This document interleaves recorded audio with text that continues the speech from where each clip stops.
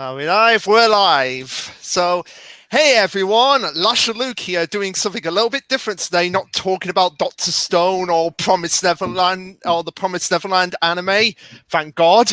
But anyway, I am here with Sid, who some of you who have seen some of my videos in the past will know that when I first started doing Promised Neverland, he appeared quite often until the YouTube copyright system got in the way and I had to delete them. But yeah, so we're here today. We're going to be talking about Bleach and just doing a tier list because Bleach is coming back. The anime is coming back, and I've said that I would like to collab again on a project, and this is the project. So Sid, if you want to say how you got into Bleach and like what impact it had on you as a person. Yeah, it's cool. So hello everyone. I'm Sid. I write books and I am Luke's friend. Yay! So I got into Bleach when I was in college. So it was when before YouTube copyright laws got like super strict. And a friend of mine, or a friend of a friend, was in the library and he was watching the Bleach Byakuga fight. Yeah, he goes hollow for the first time, and I was like, "What is that? That looks awesome!" And he was like, "Oh, it's this anime called Bleach. Every episode's like up on YouTube." This was back in like 2006, I think, 2005. Yeah, it was probably around that. It was probably around that time when it first came out. Yeah, so I was like, "This looks really cool," so I just started watching it. All right, and I was like, "This is awesome." All right, so just before we start, I'm just going to announce to a couple of peeps on Twitter that I've gone live.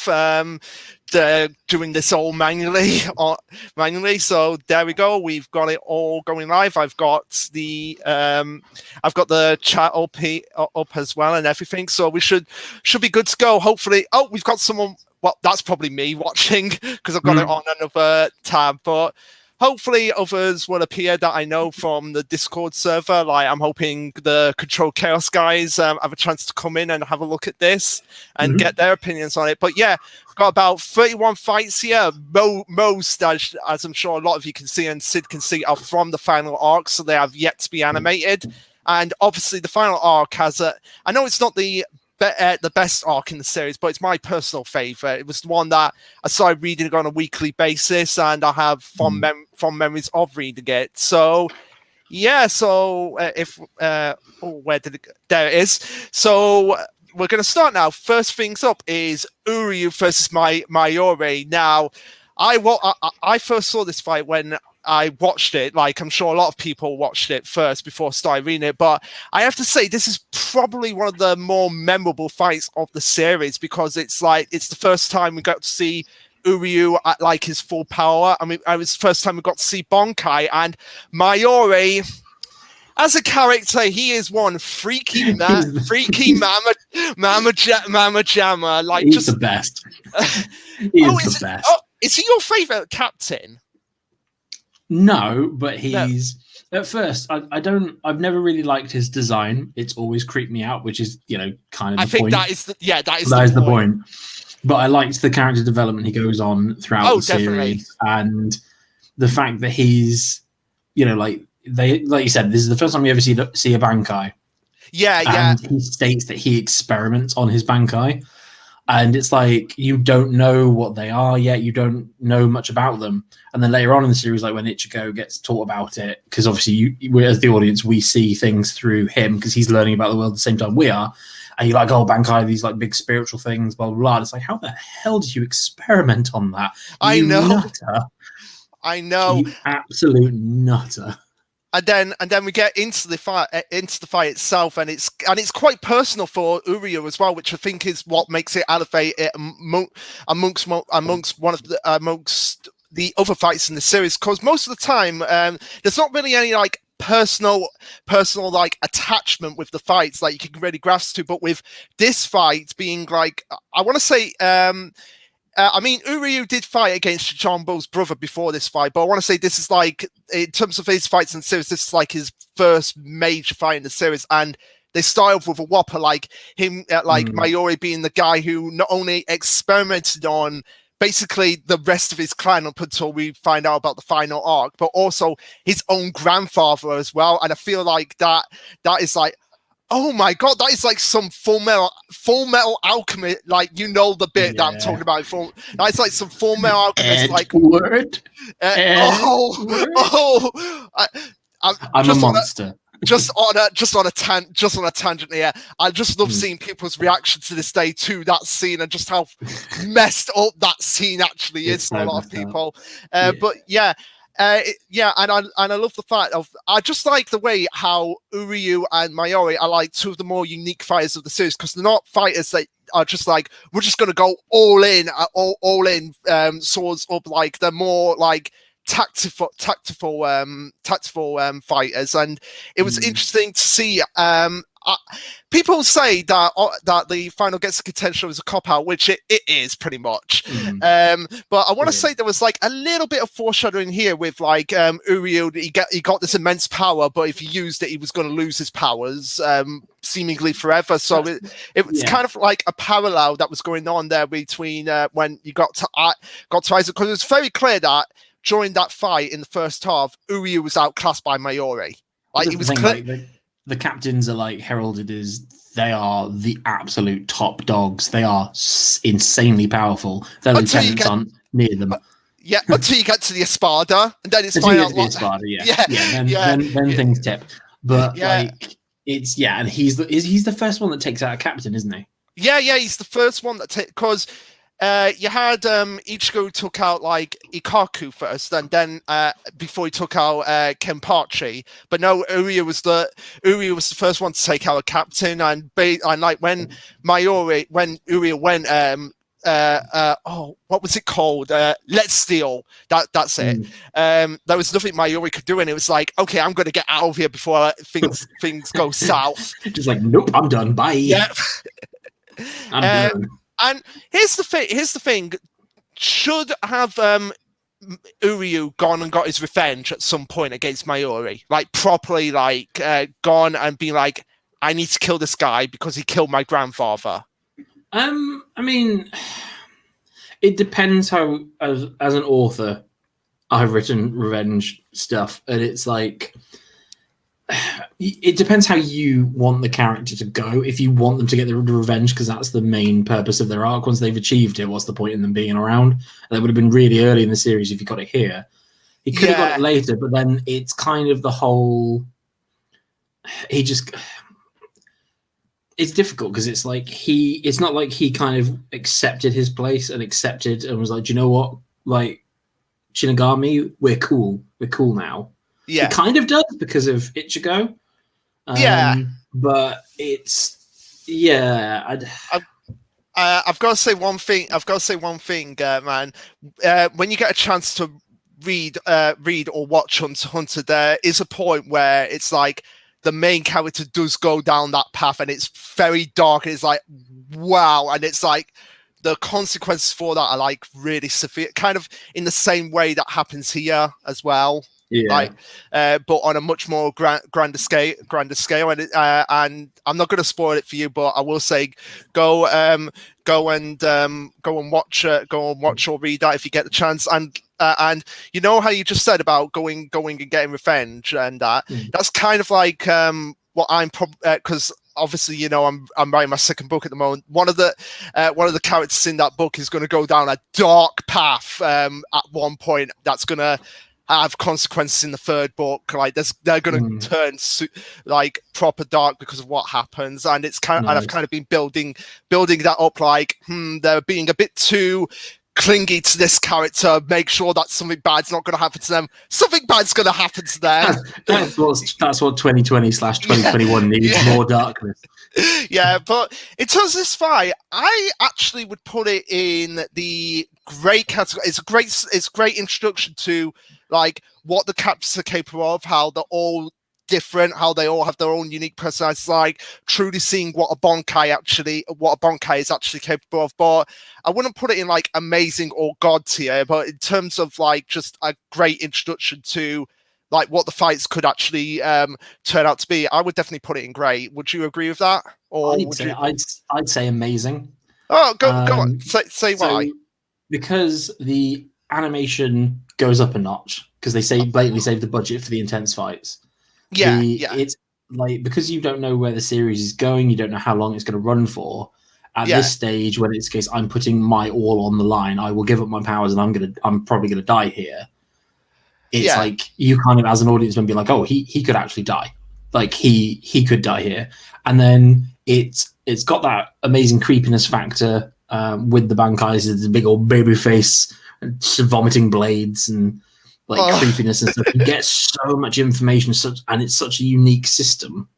Yeah, like that's completely just Bleach. It is literally Bleach personified. That's the major thing from it. Bankais and Shikais and stuff. It's such a cool thing. Yeah, and this established it. And I think, and like you said, there's the emotional weight to it as well. So I'd really say amazing. Plus, it's one of the only fights that I've rewatched multiple times. Okay. Because I just love it, and I actually referenced it in the university paper once.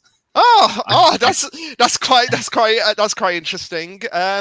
You were, because obviously I've read your book series, and like the power system in that was pretty similar. You said at one point that it was similar to the power system in Bleach, and where you had the swords or the weapons actually changing forms. And I could see that, and I thought that was quite a nice reference you had there. So. Yeah, I can agree with that. Putting it in amazing. Yeah, I think amazing for that one is really good. Yeah, really, really fun fight.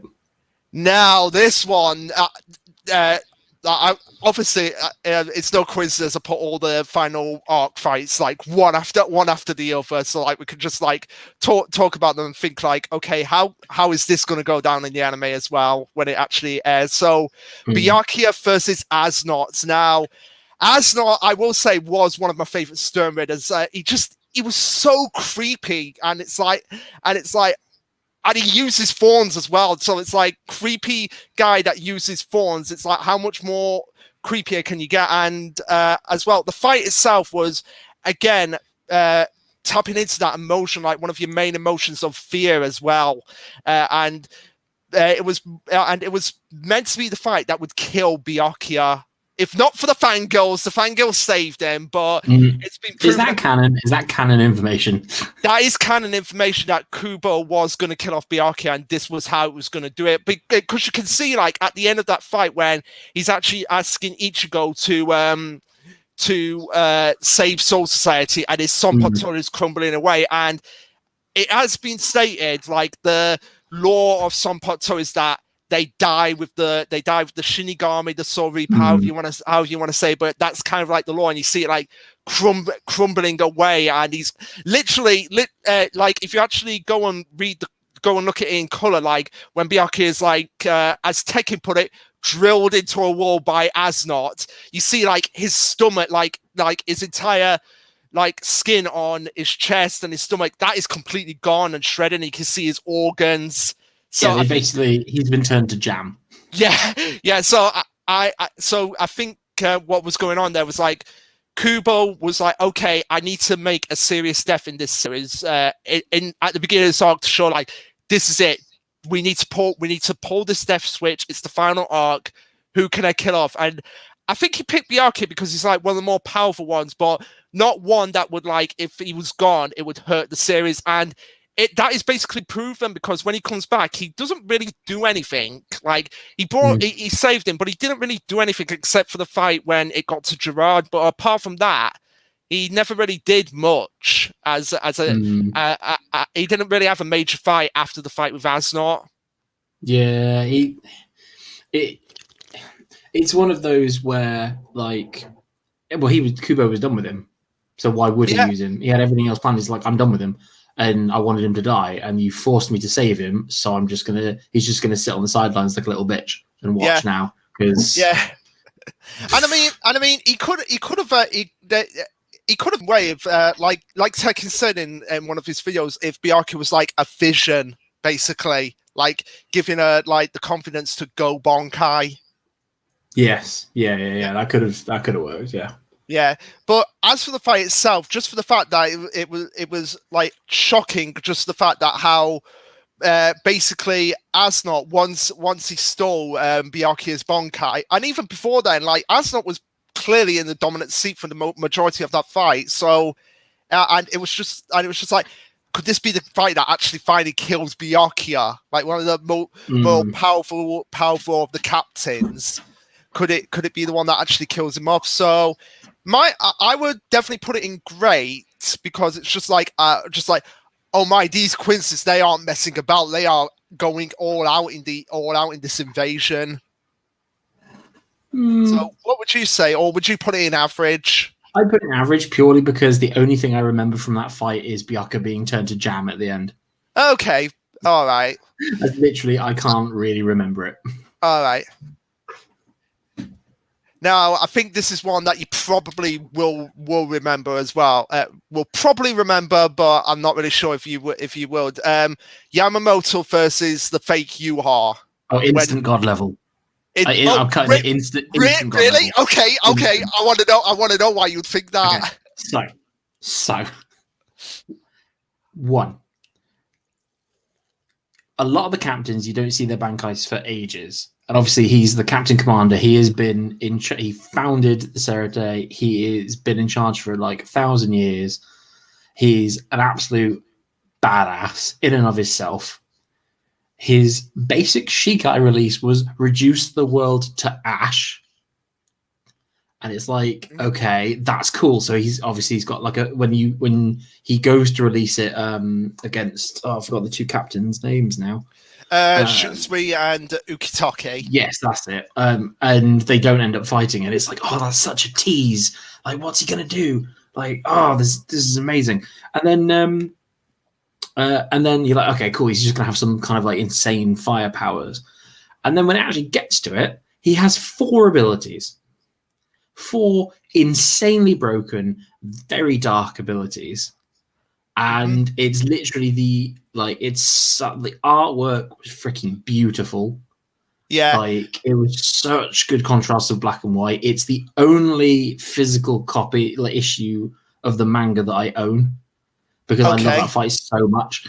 It's been teased about and anticipated for so long, and then it's like he's going up against Yuha. This is insane. Oh wait, that's not Yuha. Uh-oh. And then it was just so intense.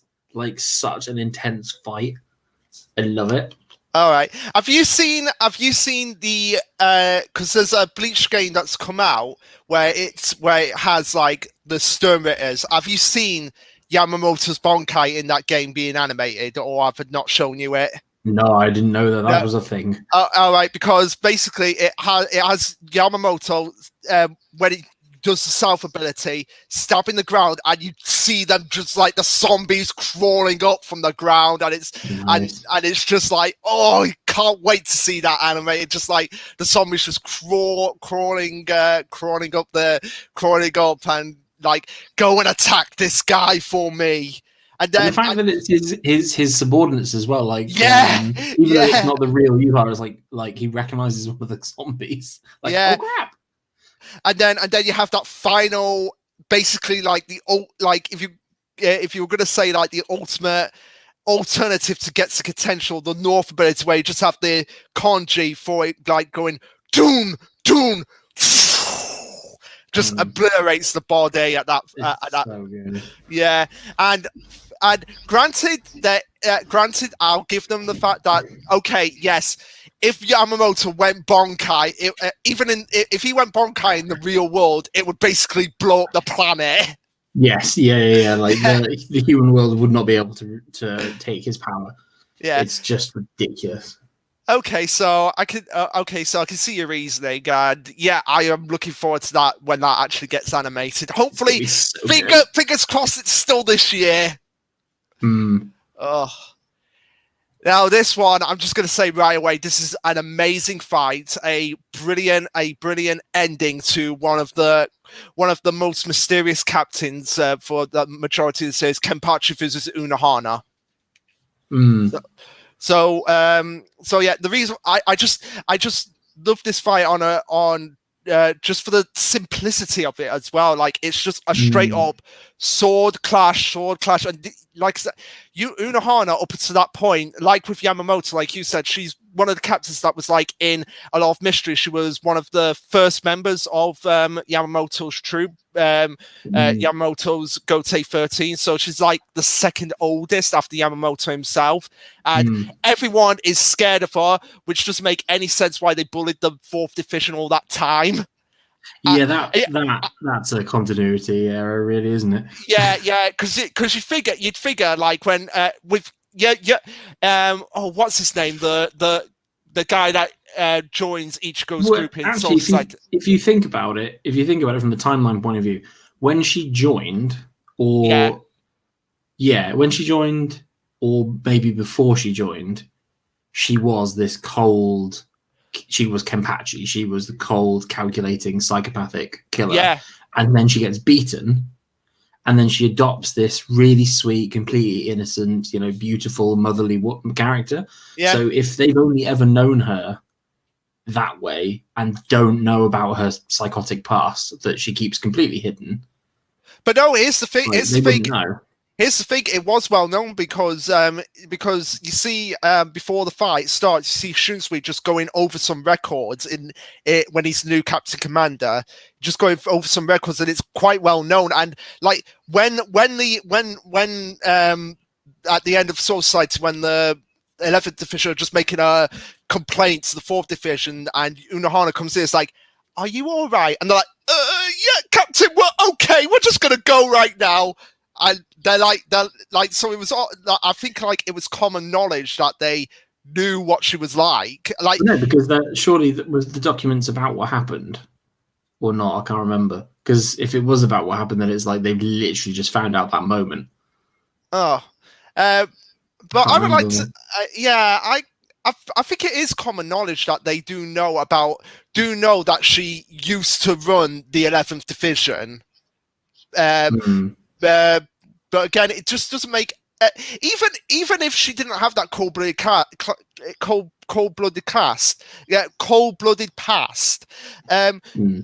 don't think the 11th division would have gone away with like letting one of her subordinates be basically killed by Ichigo, even though we knew he wasn't going to do it to Hanada. Hanada, that was it. We knew he wasn't going to do it to him, but at the same time, you probably think like, yeah, if we let this go, maybe the captain will come and have some words with her. Do we want to deal with the captain? Nope. Thing is though, we also should have all seen it coming, because she's one of the characters that always has her eyes closed, and everyone knows that if you have an anime character with their eyes closed all the time, they are literally the most dangerous person in the room at all times. It kind of reminds have you seen Squid Girl? I've seen like the first episode, and I know exactly what you're referencing. Like that girl that's like the cook of like the restaurant, and she always has her eyes closed, and she's basically so inhuman that a group of scientists think that like, is this girl an alien or something? That's the literal explanation they come up with. They see her just doing all of these crazy things, and like, oh, she must be an alien. Let's catch her. It's so stupid, that series, but I love it. It's a guilty pleasure of mine. But anyway, in terms of the fight itself, I love how it's you've just got it's a very personal fight, and as well, because it's the fight where you find out like, oh, that's where Yachiro gets her name from. She gets it from her, and like they've had such a history together without us knowing about it. And when you join the dots together, it's like it makes so much sense. Like why Kenpachi is not at his full strength because of her, and how much she feels guilty about that. Like her being so strong, like what she thought at the time, that Kenpachi had to like put restraints on him, and I just love that as well. So I would definitely put this in amazing. Yeah, I go amazing or great. Let's put it in amazing, because it's got a lot. Plus, he kills her. Yeah, he kills her before we find out what her Bonkai actually does. Like, what do you think her Bonkai actually is meant to be? Shikai do? I can't remember. The Shikai healed people. Like her Shikai healed, and then her Bonkai. What we saw was that it turned to like goop, and then when she swung at the sword, it like basically every time she swung a sword, there was like different pieces of their skin being removed until there were nothing but bones and skeletons. What is your? So, what if her Shikai, it heals by absorbing all of the wounds into itself, and then the Bankai is releasing all of the. So kind of like the little scalpel that the dude has. Like it absorbs the damage and then releases it, but like hers is in a different way. Like because it doesn't kill, it just inflicts pain. Because Kenpachi died multiple times in that fight, and he kept coming back. So maybe it inflicted insane amounts of pain to the point where he was basically dead, and then healed him back to full. So that's the worst possible thing. That's just like you're being stripped down to your bones and then completely healed back over and over and over again, which is extremely dark. It's fitting with the whole healing and secretly a psychopath kind of thing. I could see that as like being an interpretation. Oh, hopefully, fingers crossed. Because this is the thing with the anime. Apparently, they're going to be changing some stuff. Like they won't make it as dark because you can't get away with certain things. Yeah, but I feel like they will add they've obviously gone to Kubo and thought and probably said to him like, hey, so what does her Bankai actually do? Yeah, they might give a proper explanation. Yeah. Now, next one, Bambietta Sturmida E, the Explode, aka Michael Bay's waifu, versus Komamura. I had to do that joke because her title is just literally the Explode, and if Michael Bay saw that, he'd probably be like, "That's my favorite anime character right there." Yeah. Yeah. Now, again, this is a personal fight for Komamura. Do you have strong feelings about Komamura as a character? I kind of forgot he existed. You kind of forgot he existed. I kind of forgot he existed. The only thing I remember when you gave me the notes for this, and I looked it up, I'm like, what? And then I looked it up. I looked up who she is, and I was like, okay, one, I remember her. She was one of my favorites, and I remember her ability, and then I remember because he goes Bankai against her, doesn't he? And it's this weird kind of giant skeletal thing, which was pretty sweet. Yeah, but that's all I remember. I only remember those key things, those two abilities. I don't remember the rest of it at all. Okay, that's fair. That's fair. Basically, he defeats her, and it's like once he goes Bankai against her, like there's nothing she can do at that point, and it's basically about him like trying to prove that I'm not this animal. I don't want to become this animal. I don't want to give in to revenge. And he gives in to revenge in the end. And then once he's defeated her, he basically goes back to being a mindless animal. And he's like, oh my God, this is what I was chastising Tozer for doing. And I'm doing the same thing. And in a way, that's kind of sad. Like, that's kind of a tragic ending to his character. Like, the one thing he chastised one of his closest friends for doing, he has now done himself, and he's paying the ultimate price for it, like not being able to be who he is from now on, just this mindless animal. Yeah, it was kind of tragic because it was like, oh, you're just a dog now. Yeah. So, but in terms of the fight itself, I put in average. Like it's just it's made up for in just those emotional, in just like that emotional ending for his character, which I'm sure when the anime comes back, they'll beef that, or they'll beef the emotion up even more for the doggo captain, and they'll drag it out. Yeah.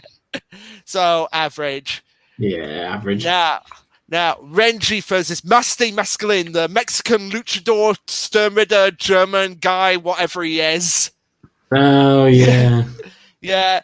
I really liked this fight, if not for the multiple times he kept regenerating himself. But it's funny enough because he has the fight where he has the most Bankais used on him, like out of any of the Stone Raiders, and like any character in the series. Now that I think about it, he has like 3 Bankais. He has Renji's new Bankai, he has Rose's Bankai, like with the dance troupe and that, and he has Kensei's Bankai used on him. So he has 3 Bankais used on him in one single fight. I forgot that. Yeah, but it's true. It's true. I forgot this fight as well. To be honest, I was going through the list and like I can't remember some of these. Right. It's been a while. Yeah, it has been a while. It has been a while, but yeah, I did enjoy this fight quite a bit because again, it was it was just like a beefy brawl out guy. Like the more cheering it was just basically like just seeing like a Bleach wrestling fight, basically, because the more cheering he got, the more stronger he got, and of course we got to see Renji's new Bonkai, his fully realized Bonkai, where he basically, cool.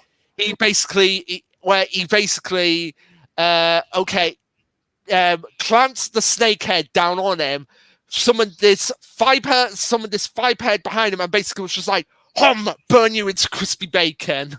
Yeah. So again, I'll put it in an average fight. It's just because of the fact that he just kept regenerating. I'm like, when is he gonna meet his end? How much more damage can they do to this guy? It got a bit frustrating and samey because it was just like, oh, we've killed him. Boop, I'm back. Ugh. Yeah.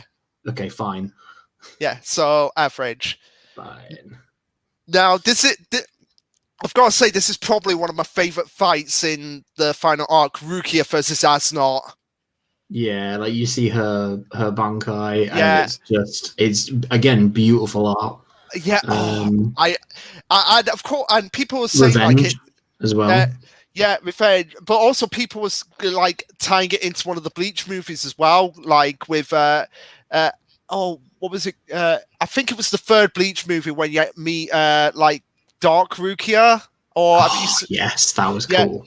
Yeah, so so like they were tying it into the Bleach, like that's what her Bonkai actually looks like, and like, oh my, it's so beautiful. But I love the fact that we just got like because Rukia is a character that's not really one of the more major fighters of the series, but see her go fall out against the guy who nearly killed her brother, or rather should have done, and even and I've got to say, I think my favorite part of the fight is when Asnot is trying to use the fear on her. This is before she goes Bonkai. And she's like, yeah, if you want to try and use it, why don't you throw those forms at me? And he does, and she's like, yeah, you can't do that because by definition I'm already dead, because I am. My body is in a state of it's in like absolute zero. It's like, oh my, how much more, for lack of a better word, cooler can you get with that? With that. Now, a lot of people were like a little bit disappointed, like the absolute zero did not kill Asnot. Yeah, like, because who did kill Asnot? I can't remember now. It was Rukia with a Bonkai. Like, it was just like that nuclear bomb of white haze. Oh yeah, it was. Yeah. So yeah, I mean, she needed to get her revenge for the death of her brother. Like, and it was beautiful. It was beautiful to see. And it was like, oh, that's so cool. And it's like, you know, she's come so far from the beginning. Yeah. And she's the intelligent fighter as well. Yeah. And I think it's a great fight. There was a really, really good fight. Yeah. And I think, like you said, the most emotional moment of that fight was when Byakuya comes in, but people were like, when that chapter came out, they were like worried, like, is Byakuya going to be the one to kill Asnot when this is supposed to be Rukia's fight? But the fact that he said, I'm not going to be the one to do this, I'm just here to like give her some words of encouragement, and then she's going to do it. Yeah, so also, like, yeah. Yes, yeah. And he finally acknowledged her, like, the one thing that she's been wanting throughout the whole series, she finally got. That's a good point, because if he had died and it was just a vision that appeared to her, because the visions are usually their own subconscious, it's not like in Bleach, because he'd be dead. He'd be dead. So he wouldn't be coming back to give her a vision. So she never actually would have got acknowledgement from him. Yeah, good. That is that. Well, technically did acknowledge her when because in the fight with Somari in Wakamundo, he said, "You attacked my pride," and he was talking about Rukia. Yeah. So he kind of acknowledged her, but at the same time, it was very good that he actually went and said it to her face, like, "You've gotten so much stronger. That was a magnificent Bonkai," which. For Byakuya to say something like that, that's got to be like the highest compliment. Yeah, for her, yeah. So, but where can we? Where would you actually stick this fight? I would say either great or amazing. Probably. Oh, this is tough. I want to say great, but then, like you said, the art was beautiful. It was. I'm getting revenge for what you did to my brother. And she gets acknowledged, so I'd say amazing. Yeah, Asnot was just so creepy, and I hated him. So it was good to see him die. Yeah. But also, he was one of the more interesting storytellers as well, despite how creepy it was. Yeah. Now here's a controversial fight: Kenpachi versus Gremmy. Below average. Yeah, below average. I feel like I was debating for this was one of the fights where I was like, do I include this? It's like, okay, yeah, because we have to talk about so much wasted potential with Gremmy as a character. I don't think we have time. No, we don't have all of eternity. All right, so I'll just go quickly through my list. Okay, basically what he could have done, rather than having a giant stone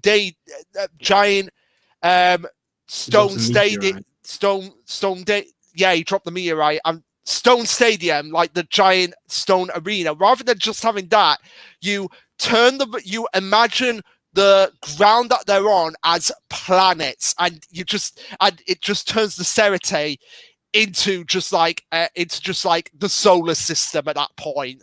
It's like Tekken said. He literally had the powers of a god. Whatever he imagined would come real. He could put mines everywhere. He could make shark tornadoes, like thousands of shark tornadoes.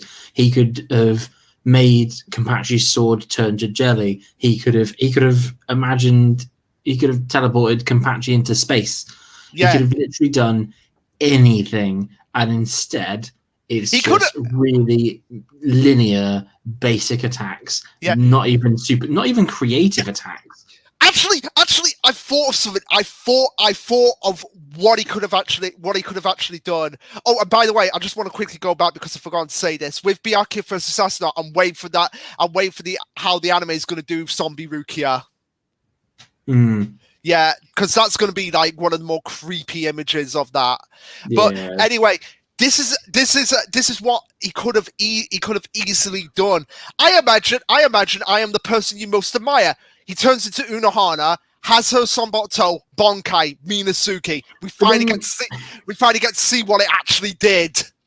Well, I think you'd have to know who she was in intricate details to get that, because if you didn't know it, then I don't think he could physically imagine it. Yeah, but like Kubo could have written a way around that, but no, because then he would have been too broken. And if they'd explained it, going, he can only do X amount of abilities, or he can only imagine within a certain area of effect or whatever, then fine. But then he freaking goes and clones himself. Yeah. Also, literally doubling his power. And if you double infinity, it's still infinity. Yeah. I just want to say, because we've got a comment. Hey, Songetsu. Glad you could join for a little bit. So we're just on Gremmy versus Kenpachi here, and we already know what's going to happen. Yeah, it's just the thing is, though, the only thing that really came good of it was at the end. Yeah, where it's where it's Kenpachi's Bankai. Well, Shikai. No, it was a Shikai. It was a Shikai, yeah. So honestly, even though I want to put it in a below average fight, it kind of should be bumped up to average, because that moment of him going, right, well, let's release my Shikai and cut a freaking meteorite in half. But then, awesome.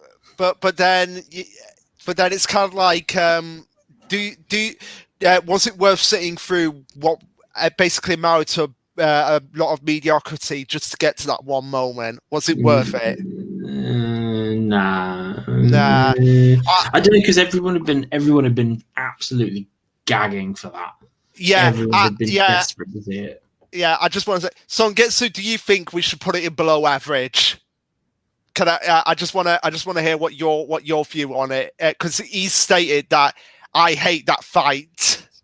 So I think nobody likes the Kenpachi versus Grammy fight, and whoever likes it, I honestly want to meet people who actually like this fight, because I want to see, like, okay, why do you like it? I mean, it's either going to be below average or meh.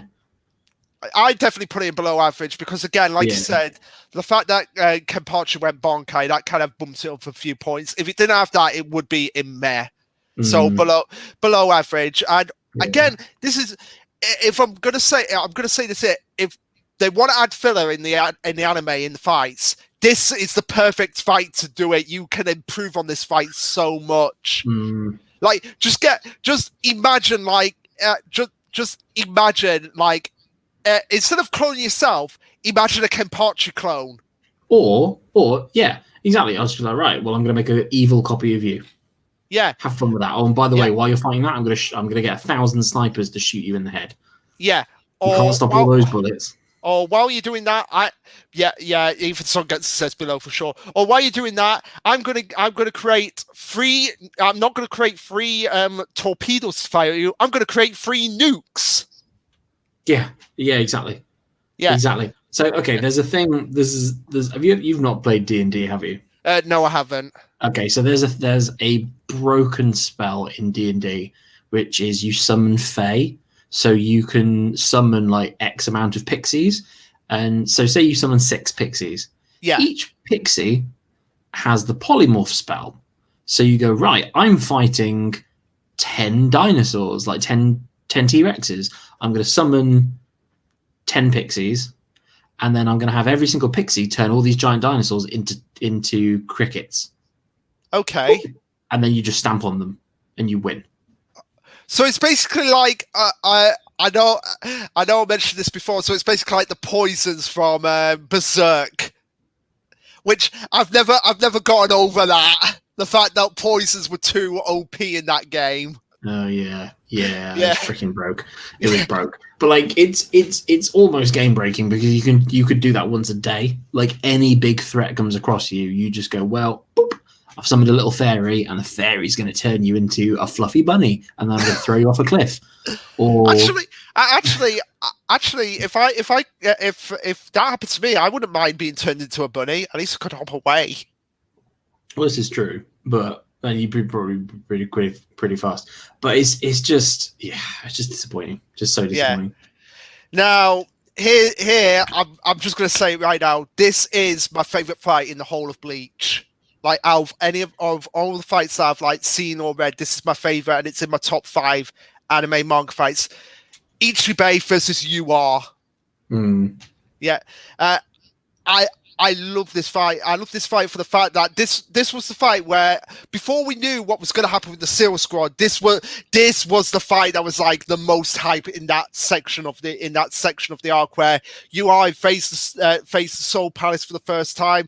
Zero Squad's there. He basically curve stomps most of them, and then he gets to Ichibei, and Ichibei's the one that gives him the most problems out of all of them. He's like summoning. He basically has the power to make words come to life. So, drawing the conjure for giant hand, talks to the hand Yuha, flies him right back. Basically, if Yuha didn't have the Almighty, he would have lost that fight. Like, quite literally hands down, because he basically turned UI into an ant, crushed him, and then was like, "Yeah, I'm done with you. See you later."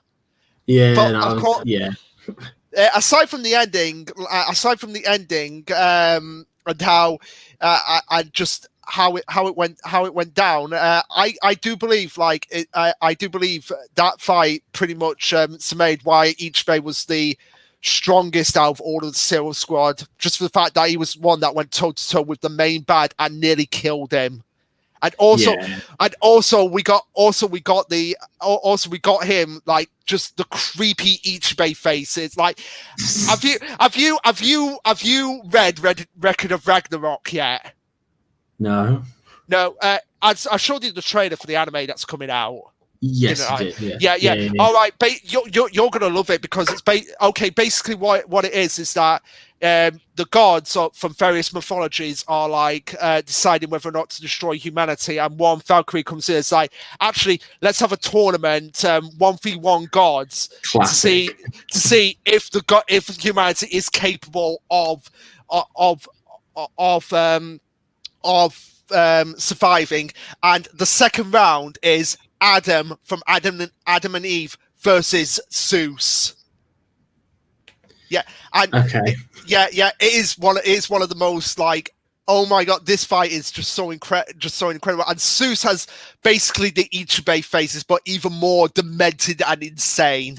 So that's kind of like what it reminded me of. But the best fight in that series so far is Hercules versus Jack the Ripper. So I'm just going to say that right now. That's going to be an amazing thing to watch in the anime. But this fight, going back to this fight, I'm going to put it in God tier. You had the Yamamoto versus Yuha, and to see one of the Zero Squad members just showing what they could actually do in a 1v1. Imagine if all of them were together. Well, actually, we saw that they got defeated. Yeah. Which here's the thing. I want to say one thing. Here's what I thought was going to happen with the Zero Squad. Like, I thought they were going to come back, right? Because it was stated that their job is to protect the Soul King. Like, Korinji actually said that, and Yuha became the Soul King. So I thought they were actually going to fight Ichigo's group, like basically the whole of the Gotai 13, and it was going to be versus Yuha, his forces, but also the Zero Squad as well. Because now that you are Soul King, they have to listen to him. Yeah, it's duty bound kind of thing. Didn't he have the ability to black out words? Yeah, That's what it was. It's like his Shikai was the ability to, like, you threw the ink on it, and it was like whatever the ink splashed on would lose its name. So like if you splashed it on you wouldn't know what your name is. So why didn't he just use it on the power of all? Like, why don't you just go, whoop, your powers are gone? Because he thought he could take down the one who was basically. I feel like it was more arrogance with Ichibei. Like, he thought like, oh, this guy's coming in thinking he's a match for us. We'll show him how it is. So I feel like that was more of what it was at the end of the day. It probably was written that way because it's like, oh no, I've made someone who can actually defeat him. Let's come up with a reason why he doesn't take him out in one go. Yeah. It was kind of like the same thing with the ending of poor writing. Yeah, it was kind of the same thing with the ending of Bleach, like when it got to the point with Ichigo versus Yuha, which is what I didn't include it on the list because I was like, that doesn't even. Do we need to say any more about why that fight just doesn't work as a fight? Because Yuha was just so literally overpowered characters in anime and manga. He would definitely be up there. I'm telling you, the series should have ended with him winning and actually being good. Like he redoes the world, and everyone just goes, "Oh." Since you're here, why don't you just say like why you think Yuha should have won? So a lot of Japanese things, like running themes and stories and stuff, is the whole destroy and recreate. It's not specifically Japan, but I've seen it appear in lots of mangas and lots of animes and stuff where it's like destroy the old, make way for the new, which is literally what he was going to do, and he was going to make essentially a utopia. Yeah, now, you don't know what that was going to look like. Yeah. It could have been a corrupt utopia because they basically are Nazis. However, because Quincy are anti-hollows and he wasn't going to destroy the hollows, he was going to make it so everything could coexist. That's not a bad thing. And it would have, let's face it, in the Bleach universe, you could be a billionaire, blah blah blah, and then you die and you become a rice farmer. And the class division in the Soul Society is absolutely ridiculous. Yeah. Everyone is poor. Well- Literally everyone, apart from the government and the Shinigami, everyone else is absolutely dirt poor. Yeah. And that is not for anyone, if you had a rubbish life or a great life in the real world, to die and then basically live for hundreds of thousands of years before you're potentially hundreds of thousands of years before you're reborn. So you have to die in that world to be reborn into the real world, because that's the soul cycle, isn't it? So basically, freaking, like, it's such a depressing existence. You'd probably want to kill yourself, so then you got reborn, but you wouldn't know. So it's like, well, he would be changing that system. Like, it's potentially a corrupt system, and he could have completely overhauled it, made it fair, made it so everyone's immortal and everyone can live happily and balanced, and it would be fine. Yeah. And that would have been interesting to see. That would have been a really interesting philosophy and an interesting take on it. But instead, it was, nah, mate, you're magic Hitler. You got to die. Now, going back to what you were saying about the whole, you go to the Soul Society and you're a rice farmer. Have you delved into Burn the Witch yet? Yeah. I've watched. I haven't watched it, but I've read it all. You've read it. Yeah. Well, that kind of throws a wrench in the matter, like, because the Soul Society on that side, that's kind of like more underground London. That's not the afterlife, though. That's It is the afterlife. Yeah, because it was in like the one shot. It's Soul Society. Yeah. So the West Branch. So in which case, it's like, you watched Dragon Ball Z, haven't you?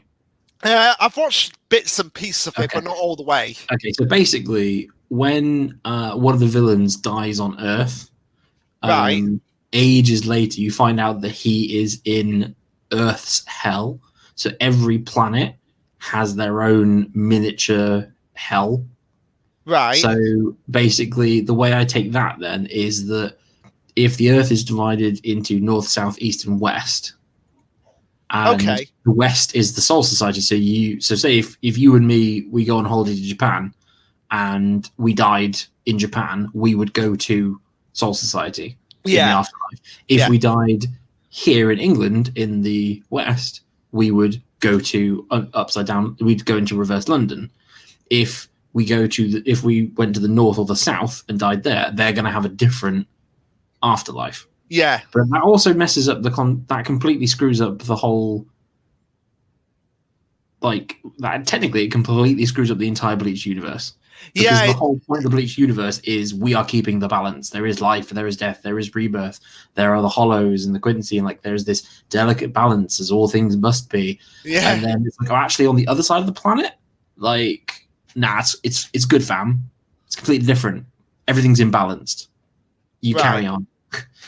So that actually doesn't make sense within the Bleach continuity. Yeah, it really doesn't make any sense. Now, in the I have read translated spoilers for the Bleach light novel. So apparently, there is more to it, like how like the whole realms came together, like where the Soul King actually came from in the first place, like where the pieces came from. Basically, the Soul King at the beginning in the light novels, it's explained that he was a Quincy. That's what he was. He was a Quincy. Which makes sense because they can manipulate spiritual energy. Yeah, the only beings that can do it. Yeah, and apparently, I believe it was stated that the ancestors of what would eventually become the 5 noble houses in Bleach basically stripped him of everything and created the realms around him. So they rebelled. Diced him up and separated him. Yeah. Okay. So it kind of goes into more of like how the universe was created, but again, just in the context of the canon, without including the light novels, you're right. It really doesn't make any sense. It doesn't make any. It does not make a lick of sense. All right, now Basby versus Hashwolf. The the only steroid fight in the actual arc itself, and one I did enjoy, but it was way too short. It was way too short of a fight. It should have been a little bit longer. Oh yeah. Like Yeah. I liked both of them. I like Yeah. both Baz and Hashfall, but yeah, it was very short. Yeah, I feel like the only reason why it was longer, as long as it is, was because of the flashback, and I loved that flashback. I was like, yes, we're finally getting a flashback focusing on the Stone Raiders, which the anime needs to expand upon. Like, this is one of the aspects of the last arc that needs to expand upon, the flashback of the Stone Raiders. And also figuring out what exactly happened, because apparently, because if you go back and read it, it actually doesn't make any sense what Basby's motivation is, because it's like because it was like when he first lost his fault standing, it was like, is this how you do it with you towards Yuha? You betray your own colleagues? And in that flashback, when he was younger, he already knew what Yuha was capable of. So it's like it doesn't really make any sense. Wasn't his motivation to join so he could kill Yuha? Yeah, but when he was losing his steroid power, his fault standing, he was like, why are you doing this to me, Yuha? And it's we won't even get into that, because that's going to come up in a later fight. I've got words to be had about that. All right, which fight is it? I'll tell you when we get there. All right, okay. I'll leave you in suspense. Oh, you're leaving me in suspense. But yeah, what was good? Yeah, I would definitely put it in. I want to say below average, because while I did enjoy the fight, it was way too short. And I liked that we got like I like it was more of like a battle of brothers in arms. Honestly, I'd say forgettable, because I can't remember it at all. Okay. I remember the flashback because you're given information, and Baz was interesting.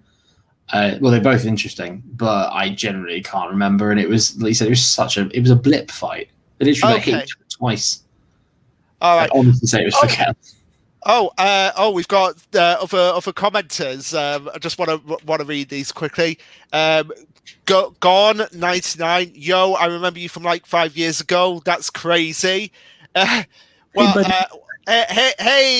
there. Hey, Gone 99. Glad you can make it. Hope you can stay for the majority of it. Yeah. So, if you have any opinions on Bleach fights that we're going through, just let us know. But we don't know if you've read the final arc or not. So let us know. Major spoilers. If not major spoilers, yeah. So we apologize about that. But if you have any opinions, just let us know. But yeah, I can see why you would put it in forgettable, and I can agree with that. Yeah, it's forgettable. It's a forgettable fight. But what isn't forgettable is this fight, Mayuri versus Pineda. Oh, I freaking love that fight. Yes! It's so good. Yeah, what I love about the fights with the shoot stopping is the fact that I've got credit where credit is due with Kubo, is that you know how he likes to cut away from fights a lot of the time. Yeah, these fights, aside from Gerard in a few places, but these fights definitely got the time they needed, like the times they needed. And Pineda was definitely one of the more interesting stories. Like, he was a giant hand, that could just keep growing and evolving and getting new abilities. And it's like, that's insane. And it was just lovely how he, like, that's the end of Miori's, like, his character development. He's like, and with Nemu, well, just waifu Nemu just the fact that it's like she was this strong the whole time. Well, it's and this is the thing. So it's multiple things. Like, one, she's this strong this entire time. He realizes that he's like, actually, I've become a dad, and that's more important. That's been more fulfilling than beating. And by doing that, I've actually beaten my rival, and that, like, he's beaten Urahana. and it's just such an awesome fight. It's Oh so yeah, good, and it's just everything like God tier. just yeah, God tier. It's one of the fights that I would definitely go. That I am waiting to be animated. I just want to hear what. Like when Panida's doing all of those mumbles, like, and then it goes left arm, me, Panida. I want to know what his voice is going to sound like. That is something I'm interested in seeing. But it's either going to be, I don't know why. I always kind of imagined it quite high pitched, like a child, because it's like, and then eventually, as it's kind of evolving, gets an adult voice. Yeah. Because it's learning to talk. Well, here, I'll tell you my theory in a second of how that's going to go down. I just want to read these comments. That's crazy. From Retro Rhino's server. So that's where you're from. Okay, well, welcome. So you're very much up to date. Okay, we don't have to worry about spoilers. Sweet, no spoilers. Yeah. I feel like I tried to audition for Retro Rhinos projects, didn't get through, but I'm not too bothered. Now. I kind of moved on from it and doing my own projects. Like what I'm doing right now. Retro Rhinos project is completely moot now. They're bringing back the anime. Yeah, and actually, funny enough, one of the guys in Control Chaos, Red Alex, who Tekken mentioned in one of his videos in the way back because he took part in the top 10 Sonpot and top 10 captains polls that he did in his videos, which are long gone now. But yeah, he was going to be the voice for Shinji in that project, nice. I'm more disappointed. Things just didn't work out. I got banned from his server. Was a huge. Oh, wow. Yeah, I got banned from his server as well. So wow, it's like I feel like he took on too much with that project. But anyway, I was more upset for him because of the fact that Shinji is his favorite character in that series, he got to voice him, and he got to voice it, and then it's like. Nah, that's kind of that's kind of like a big kick in the teeth for him. But he seems all right about it. He seems all right about it.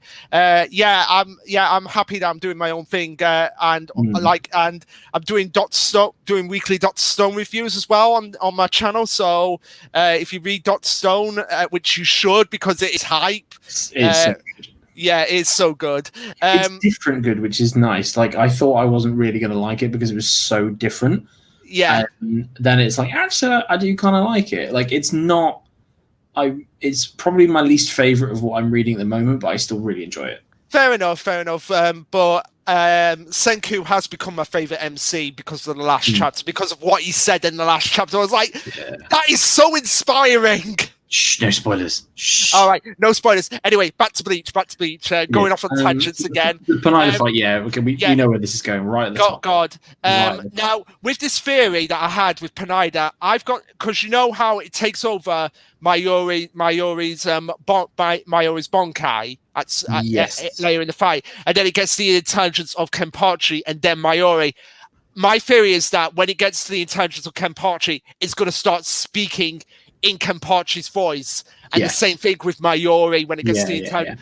So it's like Mayuri is basically having a metaphysical conversation with himself. Yeah.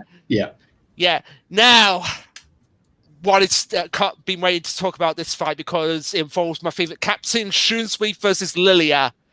I love Shunsui as a character. He's awesome. He is awesome, and this fight. Again with the Yamamoto, I feel like with the Ichibei fight, it's very good. It's a very good fight up until the ending of the fight when Nanao, and I know you've had strong opinions on Nanao in the past. I honestly can't remember. Nanao, his lieutenant. His lieutenant that basically comes in with the Deus Ex Machina sword. Oh yeah. Yeah. Why did you have to remind me? Yeah. Now I loved the reveal of this, like how the reason why she is in his squad because she is his niece basically. Yeah, that is the thing. Okay, so his character, finding out his backstory, finding out his Bankai, although it was a bit of a disappointment, was really cool. And finding out that she doesn't have a Shikai Bankai because she's got this special sacred sword. Yeah. And this sacred sword is awesome. It was a Deus Ex Machina for that exact fight. It would not have been a Deus Ex Machina if it had been hinted at more previously. And it's like, oh, actually, you're the heir to this sword. I've been looking after it this whole time. Like, you're the only one that can wield it. Yeah, like here's the thing of you how are the queen of Soul Society. Yeah, here's the thing of how it could have been foreshadowed. Foreshadowed is that, like, when they're first introduced and Shuzui's going off to fight Chad. She could have said just an offhanded comment. It's like, Captain, I'm trying to get my Shikai to come out here. It just won't come out. And Shuzui could say, could have said something offhanded. It's like, when the time comes, I will tell you what that's all about. Something vague like that. Yeah, exactly. And then you could have had other characters learn, like, oh yeah, you know, there's this temple, and there's this sword, the sacred sword was stolen. Yeah, actually, little bits here and there that, like, oh, this is obviously important. What's going on? Like, you know, the perfect opportunity to actually do that is in the Sokyo-ku Hill, because because they're saying, like, the Sokyo-ku Hill has not been used for a millennium, and somebody could have said, when was the last time it was used? When that weapon was lost. Yeah, exactly. And then you just cut to Shunsui saying, and it's actually Shunsui that could have been saying that. It could have been like, when that weapon was lost, and Ukitake, like, or somebody could have said to him, like, "Are you sure it's wise to bring that up?" It's like, it was a long time ago. It was a long time ago. I kind of need to say something, or just vaguely like that. See, this is the thing. All these things are making me think this fight either needs to go in below average or meh. Yeah, I want to put it in average, just because Shunsui's my favorite captain, my favorite character in Bleach. I want to put it in. No, we don't play favorites. We don't play favorites. Come on. Like, I mean, honestly, of his fight with Stark was better. Yeah, his Shikai was way more fun than his Bankai. Actually, here's what I thought before it was all revealed about what he actually was. That his Bankai, like his whole Sonpot Soul Spirit, was actually the manifestation of his wife and daughter. Like, he had a wife and daughter. He used Bankai that killed them, and they became the manifestations of his Sonpot Toe. Or the spirits took on the form. The spirits took on the form, and that would make sense of why he's so connected, quote unquote, with his sword. But also, I love the fact. Did you have sex with a sword? Of course he did. He obviously did. Did you make a baby sword? He did. It's obvious he did. But what else was what I was going to say? Can you blame him? You've seen that spirit, right? Yeah, I can't blame him. And he literally says, "I don't get to go Bankai very often, but when I do, I get to be in your lap, my flower." Like, he's calling the Sonpot spirit his flower. That's an indication of romance right there. But also, I love the symbolism with his Bankai. Like, the story that was actually being told was a representation of his life, because his brother got sick in bed, and him and his brother and his sister-in-law both died pretty much at the same time, kind of like the Dongo's Abyss. Yeah. So I want to put in average for those elements, but yeah, that's fair. Yeah. Yeah. Thank you. Now, this one was confused, because I'm like, when I put it, I wanted to put, like, Gerard versus everyone, basically, because he fights a whole bunch of people. He fights the Pfizers, he fights Kenpachi, Toshiro, Byakuya. He fights so many people. This is the fight where I was like, I take issue. Okay, go on. I want to hear what your issues are. You're right. It's awesome that he goes up against all these people, but it's one of those situations where Oda has given a character so much power they are literally unbeatable, and then it's Deus Ex Machina. Oh, my powers are going to be absorbed by Yuha, and that's how you win. Yeah, Like, and again, the inconsistency of that power alone, because it's like, because some Stern Ritters survive, some yeah, don't, and it's like, yeah. well, how do you, like, well, some of them are burnt to ash, some of them die, and then get a silver artery, like clot in their artery, Which doesn't make any sense. where does that come from? Like, it doesn't make any sense, that power, and for that to come in and ruin it. And then, like, Tekking did that whole, like, competition of let's do a fanfic of how would you have done it. Like, we could have seen loads of other people's bankais coming in. Like, they could have all worked together. All these bankais could have come together and defeated him, and it would have been absolutely insane. Yeah. Instead, it was, I'm all powerful. You can't beat me. Oh no, I'm being absorbed. Yeah, and here's the thing, going back to that, it's been revealed what Shinji's Bankai actually does, and it is a reason why he didn't use it in the fight with Gerard, but he could have actually said it. Basically, the way Shinji's Bankai actually works, and I'll get into it in a second, just want to read these comments. Blazing Boy, hi there. Yeah, Hello. In case you're wondering, he's the guy who we spent like 2 days getting him caught up on Dr. Stone, and then this guy. Yeah, and then Nice. and then he's in the Discord server. He's a Bleach / Black Clover fan. Like, that's his username. So you would have seen him around. And he got me to read Black Clover. And yeah, Black Clover is pretty good. I will admit that. Yeah, so I recommend it. I recommend checking it out. You'd probably like it. It starts off a little bit slow, but once it gets into its feel of thing, it's like gets really, really good. I just started watching Demon Slayer. Yeah, Demon Slayer. I read basically the majority of the manga, and it's like it's a mid-tier series for me. Basically, that's all I'll say. The episode 19, that's like so hyped up with people. I just thought it was like okay up until the last 2 minutes. That's fair. But your good friend is right. It is an average. It is an average fight. Yeah, because there's no grace, there's no elegance to it. It's a case of big meaty monster, take a big hit, shrugs it off, keeps going, rinse and repeat. Yeah. And it gets more points because we've got to see Kenpachi's Bankai and Toshiro's fully realized Bankai, and Byakuya's like ultimate finishing move, which should have killed Gerard at that point.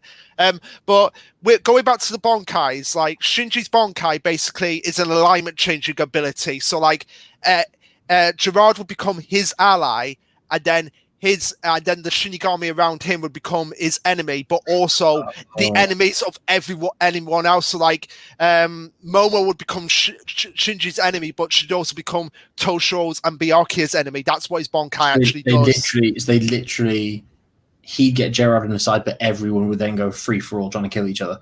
Yes, basically, that's basically what it is. That's a freaking good ability. Yeah, and he can only use it. He can only use it when he's standing still, like on a platform. So that it's basically useless in one-on-one fights, and he has to be alone using it. And he has to be on a platform because he's like, everyone is admiring him, and like, we will serve you because we are allied to you. That's quite a cool ability, actually. I like that.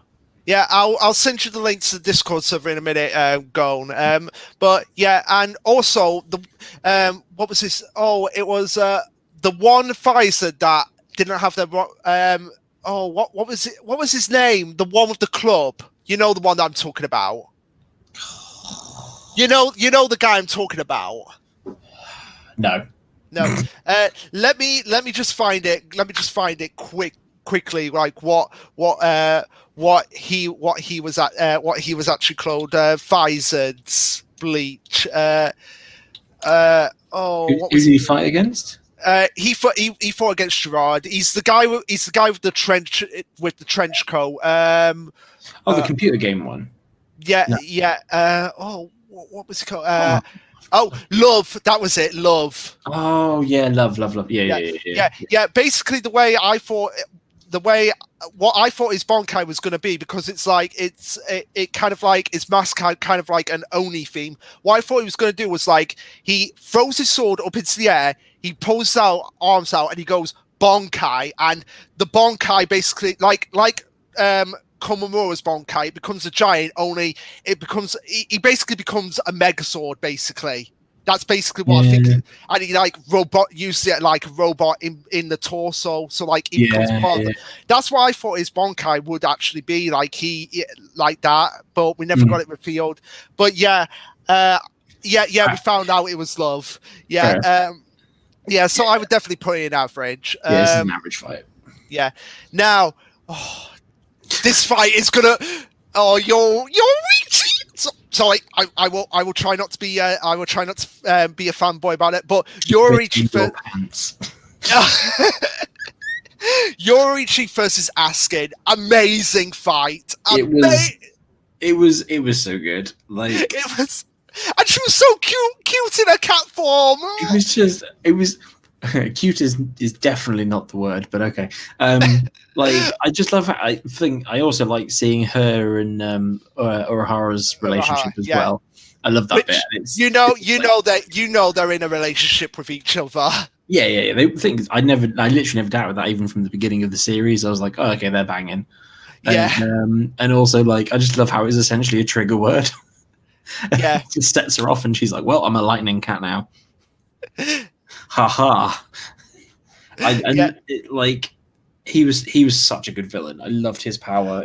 Definitely really good. He was one of those villain powers that are like not too that are OP, but not in the sense like it cannot be defeated. Yeah. I think I wouldn't say I'd say it's amazing. I'd say that was an amazing fight, because it was like, whoa. I mean, technically, I don't want to say it came out of nowhere with her ability. No, because it's been hinted at before, because of the fact that she has the cat form. She's very cat-like. Yeah, good point. Yeah. So it was an amazing fight. Amazing characters going against each other. Yeah, and actually, I'm just trying to. Did I say what? You want to know what I think her Sonpato actually is? Like, since I'll bring it up here, is that it's a lightning based one, which makes sense because she's obviously a lightning.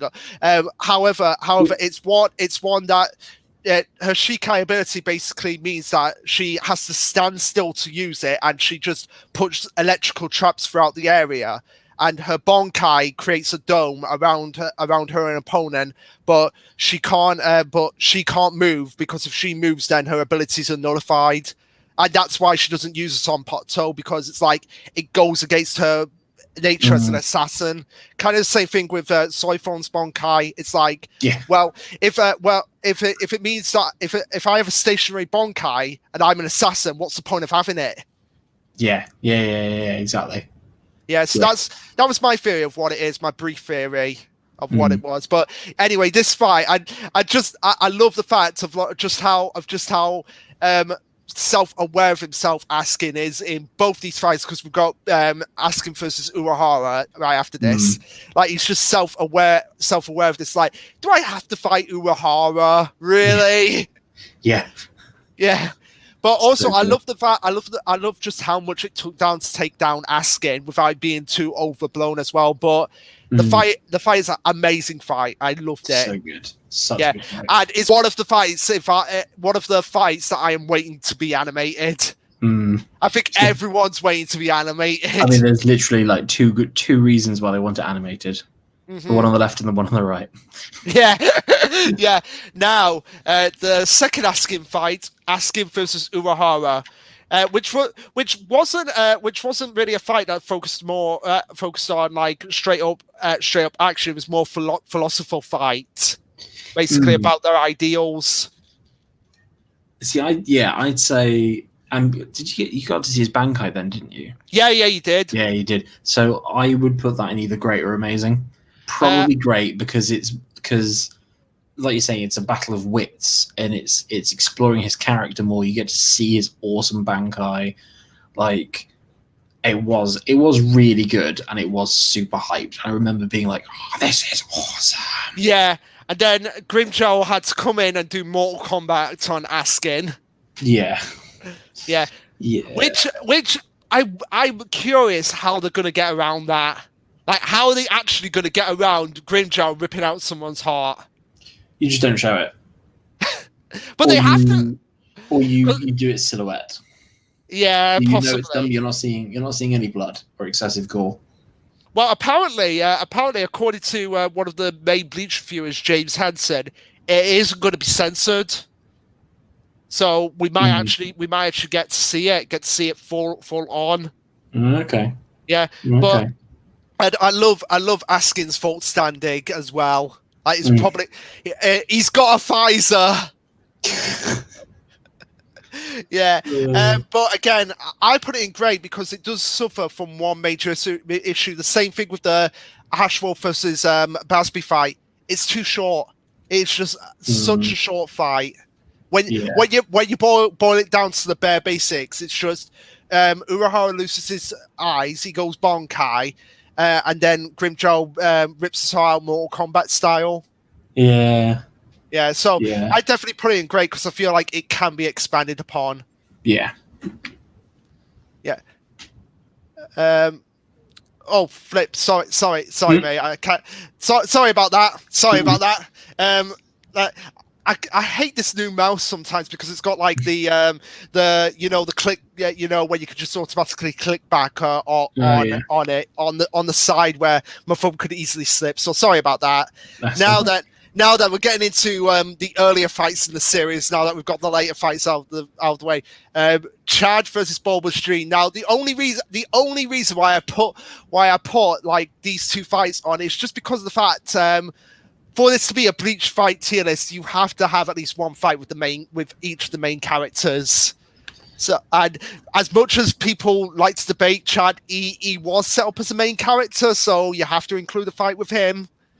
But in terms of this fight, I really don't remember it at all myself. I don't remember. I thought you were generally going to put the one of him against Shunsui. No, against although that was an interesting fight. Where because this entire time he only has the big shield arm, and then he goes up against what's his name? Ganti Biani. Contemplate. I believe that's how you pronounce it. Contemplate. It's been so long. And he gets his other arm, and it's freaking. He punches him into the wall, and it just erupts with this enormous skull. You'd figure it was insane. It was so good. Yeah, you'd figure Chad would be one of the more top tier fighters in the series. You would, but no. No. I don't actually generally have any idea why he was even included. I don't either. You could drop Chad completely and nothing would change. Yeah, like here's the thing. You could drop Chad and then okay, you wanna show off Shunsui fighting someone, have him fight Orihime. That would be quite an interesting fight to see, like a chilled, laid back captain fighting someone. A womanizer as well, fighting someone who's not really much of a fighter, and he doesn't like to fight as well. Like, he does not like to fight as well, only when it's called for. Yeah, so exactly. that would have been an interesting fight to give Orihime, and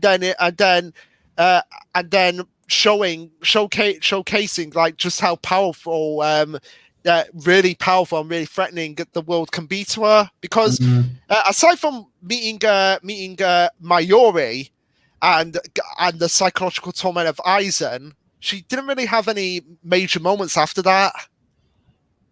This is the thing. Again, she was at the beginning. She was important, and she's like a love interest. So we've basically gone on to her fight without even finishing. Who was this fight against? Who was Chad's fight against? Bulbous G. Who the hell is that? I genuinely can't remember. I was just like, wait, Chad had a fight this early on?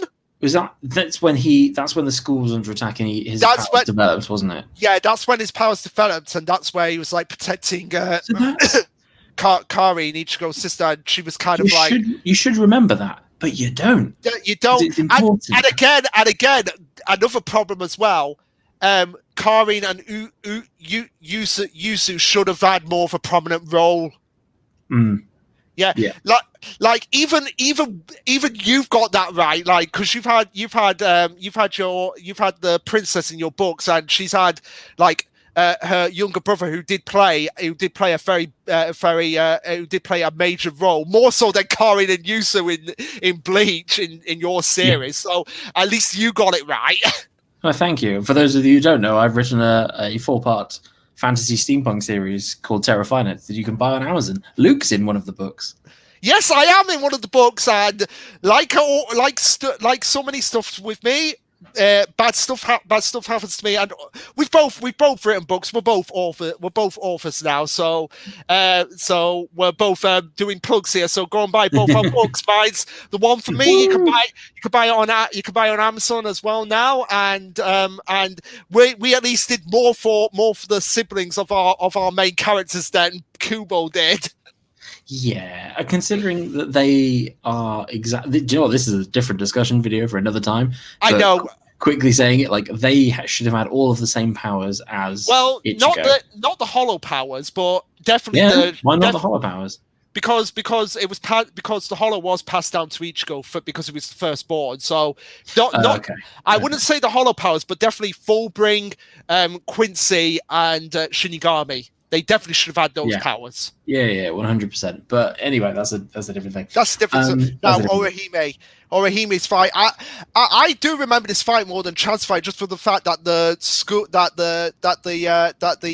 Trico or whatever it's called basically used it like its powers to like turn the students into zombies. So and turn their friends into zombies. So I definitely remember it more than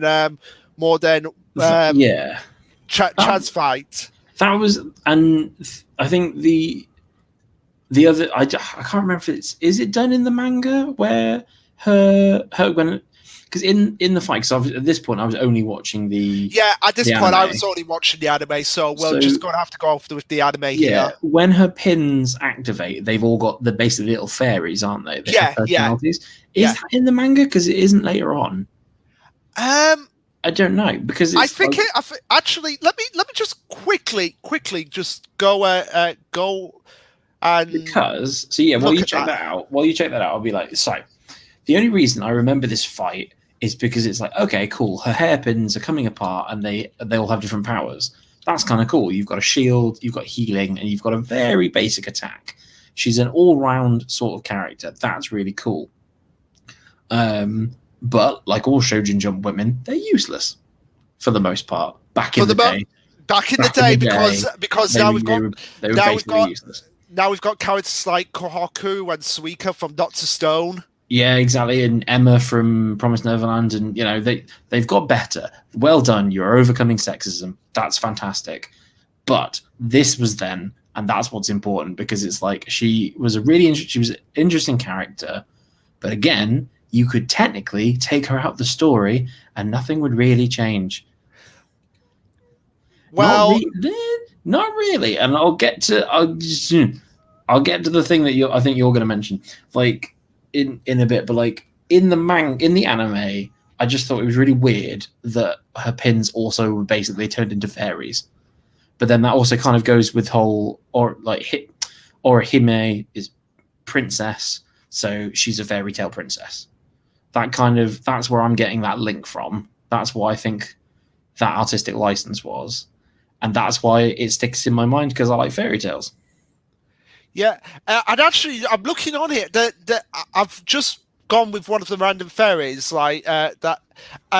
It's not showing any like manga panels where that's actually evidence that they were in the manga at all. Exactly, they were only in the anime to pad it out. Yeah. Make it unique. Yeah, I can't find any manga panels where they exist. Actually, let me. So apparently they were in the manga, because I'm looking on my anime list and it says manga Bleach. So apparently they were in the manga, but if they were, then I can't see any evidence of that. No. Unless I went back to the official manga app and looked it up and saw like, oh, okay, they are actually there. I probably will after we've done this. Yeah. No, that's cool. Yeah, but yeah, in terms of this fight, I would just put it in meh, because after this fight, she doesn't really do much of anything. If we're being anything. If we're being perfectly honest, and Blazing Boy, I know you're gonna say this. I'd love you to tell me what other major fights was Orihime in that she fought in.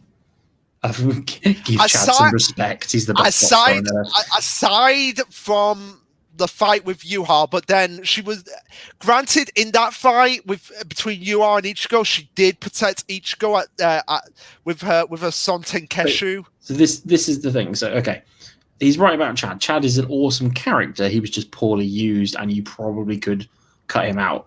With Orihime, again, she's just a love interest. Like, she's the damsel in distress to get them to go to Wako Mundo. Yes, she resurrects Ichigo when he loses that one fight, and like that's it.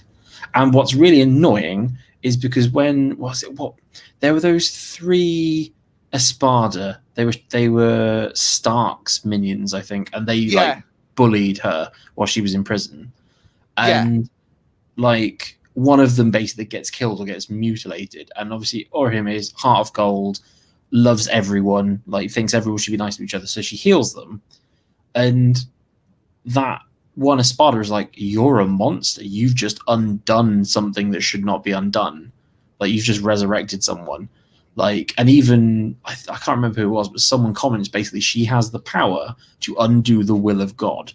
Oh, this was Aizen probably saying that. I believe it was Aizen, because it was like Ukiyo going, "Oh, she has powers greatly beyond it." Like, no, these were the powers of a god, but of course they are never used. They are never used again.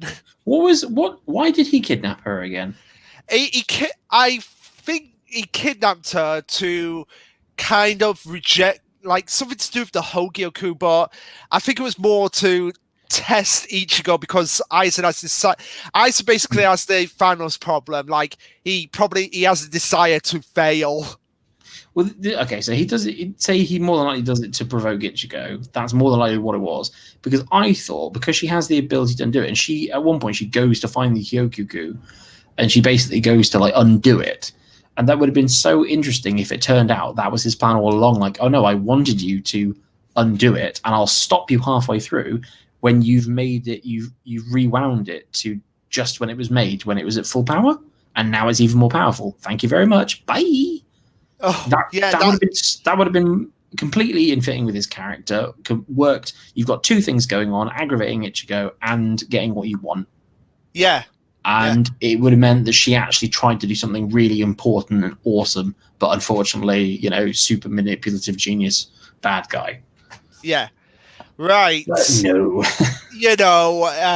But now we can move on to more interesting fights like Rukia versus Arinero. And I've got to say, I apologize for the way I spelled Arinero's name when I sent it over to you. But yeah, this fight was pretty intense. An intense mind screw for Rukia, because it's like she's basically fighting. Let's be honest, it's confirmed at this point she was fighting the manifestation of Ichigo's cousin, because that's basically probably who Kaien is at this point. Oh, that's a good point.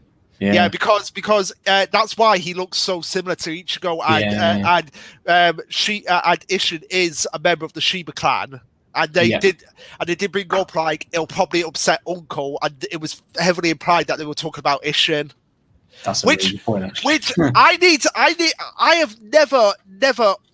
to just say this right now. I've never understood why people did not recognize that,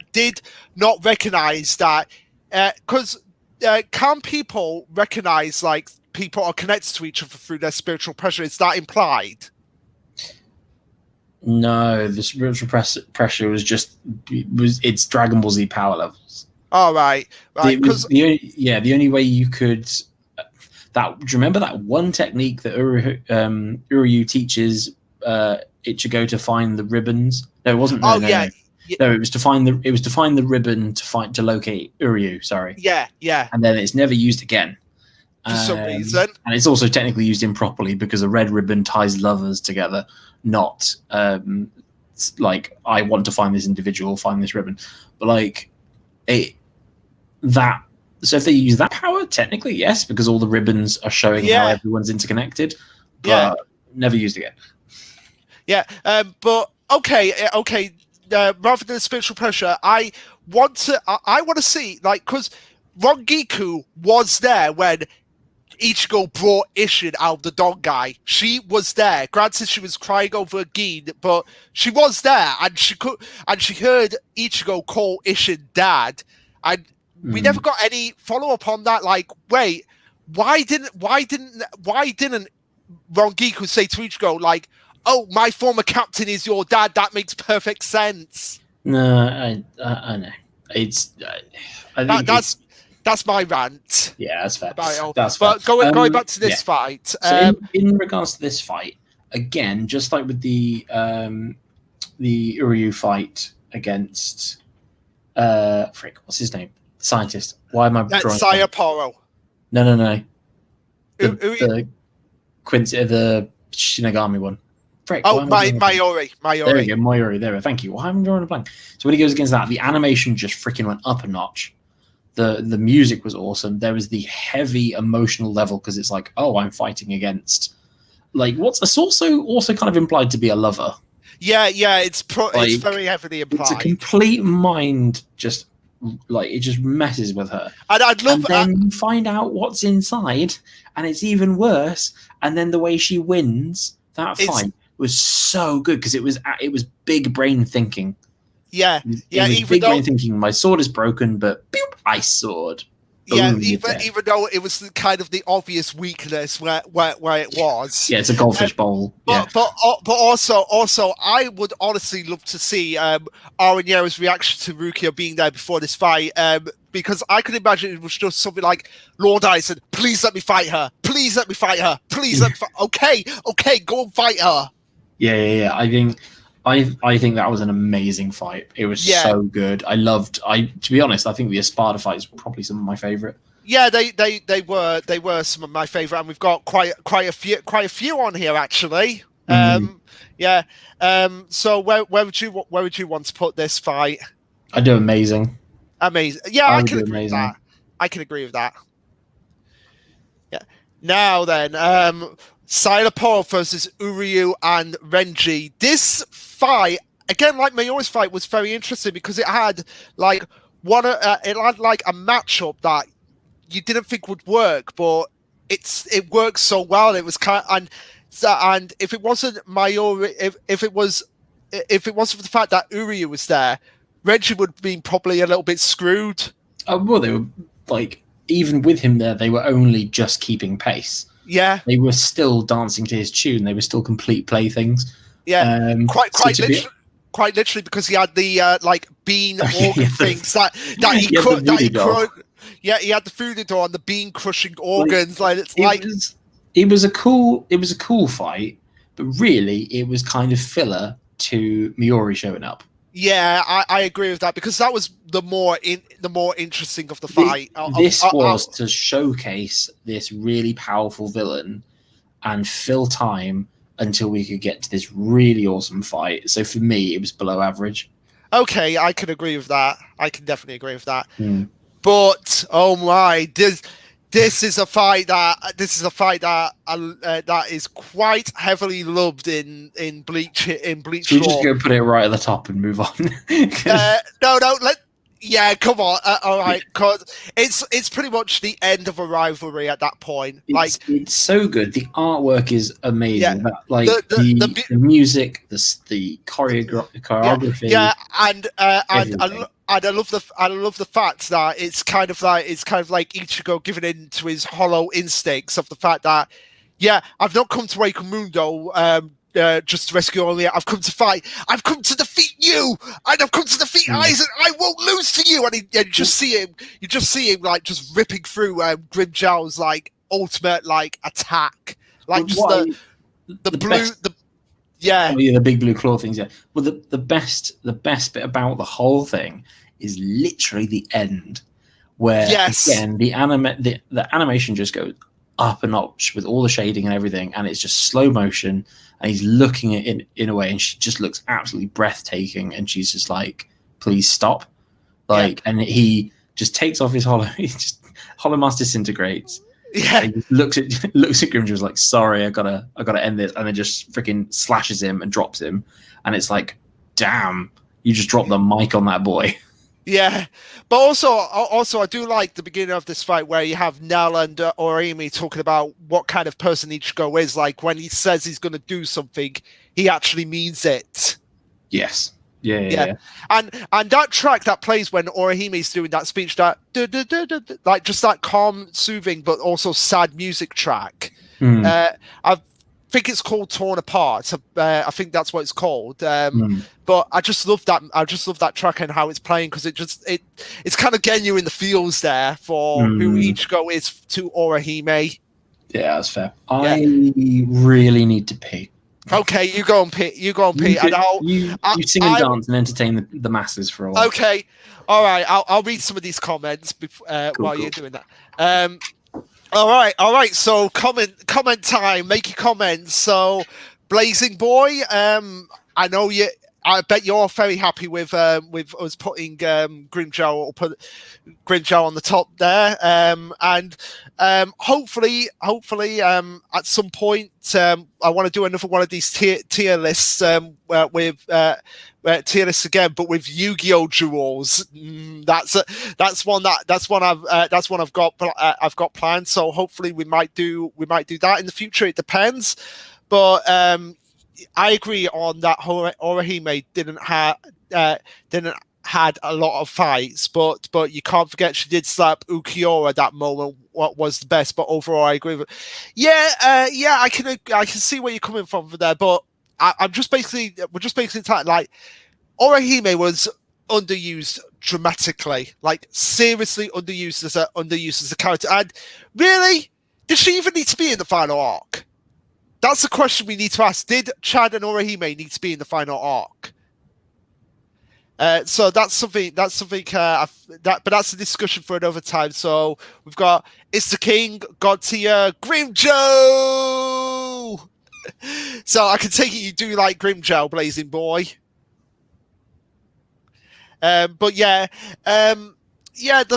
This fight coming up with Nell, I love this fight as well, because it just it's just a character that you kind of been like seeing throughout the whole of Wakamudo arc up to this point, following Ichigo, and you don't really know what she's all about yet. But as with any anime and manga, the cute little ones are usually the ones that turn out to be like the ones that are like, oh my god, they're actually more powerful than they are, or they're actually a lot smarter than they are. Like with Suika in Dr. Stone, like she's this little tiny girl, little tiny watermelon girl, but she's one of the smartest in that series. That is not from modern day.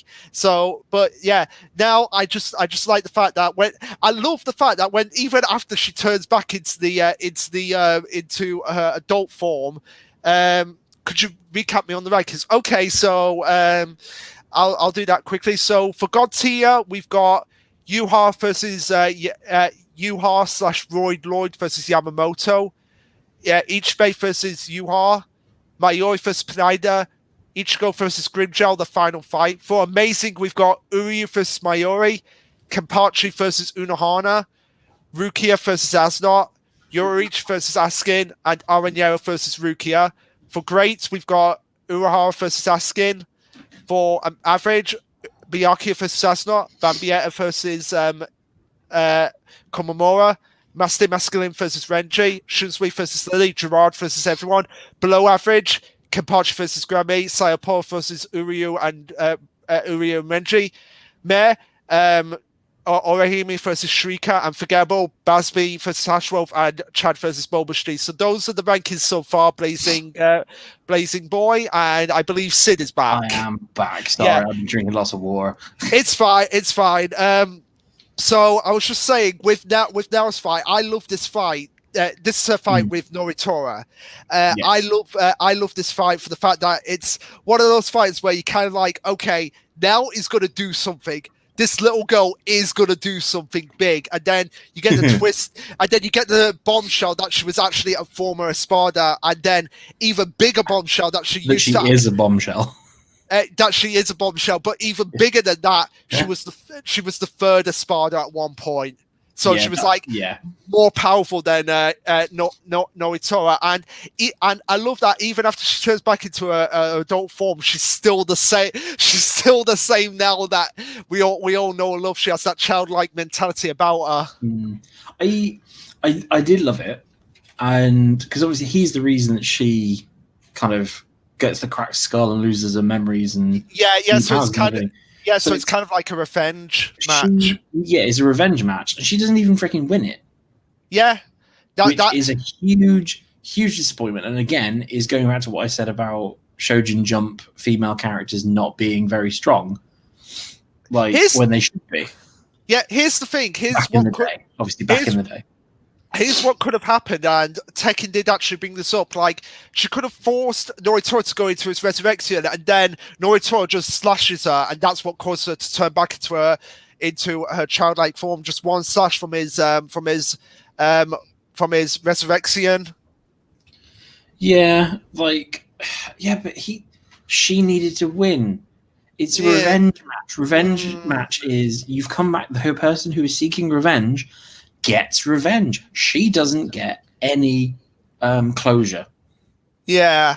So it's honestly it's an average fight because it's, as you said, it's like reveal after reveal, which is cool, and power up, fighting against each other, power ups.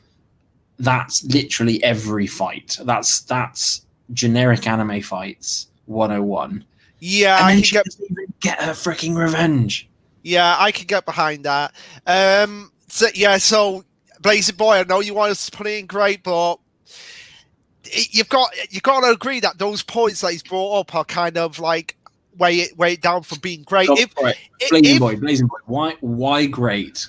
Yeah, come on. Let's hear it. 3 reasons why it should go in great. Quick, brief reasons, and nothing to do with you know what. Yeah, I have to say that fan art folder you've got. Oh dear! Oh my word, he's not even done it, ladies. I think it's just. I think it might take him a bit of time. Yeah, no, that's fair. Thing. Yeah, so we'll put it out for now, and then we'll come back to it. Yeah. If he can change our minds with his 3 points. Yeah. So come on, why would you put now? Oh, because of the shock. Yeah, and that's because Nao's reveal was the best.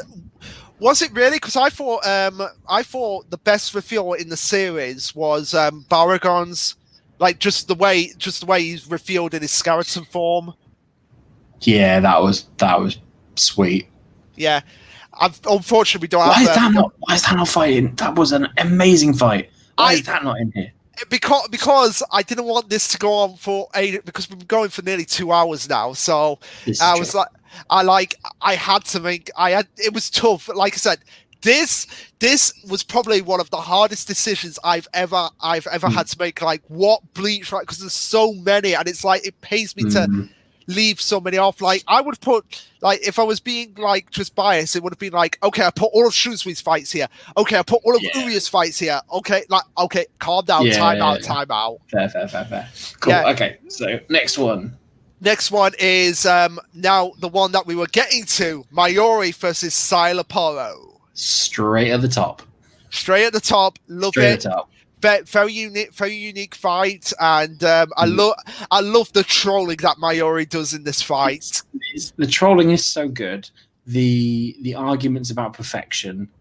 Yeah, there's such a good philosophy. Which, let's be honest, that's part of the reason why it's in God's Tier. Just Mayuri's speech. so good. And then the way he kills him is so brutal. It's so brutal, but at the same time, it's so Mayuri and it's so unique as well. And it's also like, oh yeah, I basically made my puppet daughter's slave thing. Like I've injected her with so many poisons that if anyone hurts her, you're in trouble. You're in trouble because you're going to be slowly dying over the next 100 years. Yes, it's going to feel like in real time. It's going to be 1 second. Yeah. And again, it's so brutal. And the slow blade through the hand and then into his heart, and it's so agonizingly slow. And it's like, oh, it's so good. And again, this connects back to the Mayuri vs. Pineda fight when after Nemu is killed, you have Sayoro appearing in his subconscious and just basically getting his post-mortem revenge match, basically. Yeah. And I cannot wait to see that anime. I just can imagine Sayoro Pearl just like swimming around Mayuri's head, kind of like a snake. It's gonna be so good. Yeah, I'd love that. That is it's one of my all-time favorite fights. I love that fight. Yeah. Now another probably fan favorite fight for all the Kenpachi fans: Kenpachi versus Noritora. That was okay. So again, one-upsmanship, and then he freaking wins with a troll move. Yeah, with the most epic technique ever. 2 hands! I just literally hold my sword with 2 hands. Yeah. And it's a basic kendo move. Yeah, which you'd think he would use more often. Well, no, because he doesn't... It doesn't... I mean, yeah, okay, he's right. Put it in amazing, because it is such a good... Like, I literally couldn't control myself when he won, and it's like, oh, he's going to lose a cool secret technique that he doesn't like using because it doesn't go with his fighting style. What is it? 2 hands. Kendo move. Oh, fudge me. This is hilarious. I literally just bottled. Yeah. So, and I love it as well because it's the first time probably ever in his life that he's thought, oh, I might actually die in this fight. Which for someone like Kenpachi to say, it's like, wow, this is quite serious here. Yeah, like he was a very powerful villain. But very powerful. Yeah, but could you imagine what 2-handed Kenpachi Bonkai would be? It would be a nuke. That would be ridiculous. Yeah. So amazing fight. Now, the fight that everyone believes is the best in the series, Ichigo vs. Ukiyo, their final fight. Now, this fight is interesting because a lot of people that have read the manga, because I only watched the anime up until the 1,000-year Blood War arc. So people say that this fight is extended in the anime. From what I've seen, it is. I kept. Oh, where did I get to? I can't remember where I started reading. I definitely watched. I read the Ichigo Aizen fight. Yeah. I think, do you know what? I got up to the fight for the town. That was it. They're fighting in the fake Kurakura town, and you have what was his name? What was that special Espada built to combat Yaman? Oh, One Device. One Device, yeah. So I saw that fight because that was awesome. And I saw the Chimera, and it's just insanely powerful. And I saw all that, and then it freaking stopped midway and went to a freaking filler arc. I was like, no, I'm not having this. And it was the second installment of that stupid princess. Nope, I'm done. So I just jumped ship and started reading. Okay. Yeah, this fight, I watched in the anime. Yeah, and I did. It was as well. interrupted by. I think this was also interrupted by a filler arc. Oh my word! No. What it was that Ichigo is that Ichigo gets into the tower, and he starts charging at Ukiyo, but before they fight, that's when the filler arc happens. That was it. Yeah. So this fight was awesome. Yes. It was obviously super important because it's like this is the final boss for this kind of dungeon. If you This see is what probably like, let's be honest. This was basically the final boss for Ichigo. I mean, I said it is the final boss for everyone, but for Ichigo personally, Ukiyo was the final boss of like the whole of the Espada. that's what I'm saying. He's the final boss of the Mako Window dungeon. I love the bit of like, you know, what is the soul? If I scratched out your eyes, would I find it in your head? If I scratched out your heart, would I find it? Like, I like that he's trying to become an emotional being, and he's actually in love with Orihime, or I took it as he's actually in love with her. I liked that it was the classic. This isn't even my final form, because he has his resurrection on, and then he resurrects again. Yeah, and then it's this is something that even Lord Eisen doesn't know about. Well, is that real? Because Eisen knows everything. So plus, it's the whole does. I have to do this. I'm not allowed to release this form underneath the barrier. I have to do it above because I'm so powerful. And then Ichigo goes freaking ape on him. It was such a good fight. Yeah, and again, it's like an extension of the Ichigo versus Grinjal fight, because then Ichigo was given into his Ichigo was letting his hollow his hollow side give into him a tiny little bit, but this was when he went full on. He basically killed another living creature, which takes away some of his humanity. He just gives himself to the hollow in that fight. Yeah, he just completely gives into the hollow, and it's like, whoa, mate. Yeah. Whoa. Also, Blazing Boy brought up a good point. This is top 3 deaths in Bleach. Don't deny it. No, I'm not denying it. Ukiyo's death is one of the best deaths in Bleach. I am not denying that. Yeah, so, like he's reaching for Orihime, and it's like, oh, the feels. Yeah, and then it's like everyone wanted him to come back after that. Yeah. Even though Kuma was probably trolling them, it's like, oh, they want Ukiyo to come back. I'm going to bring back Silent Poro.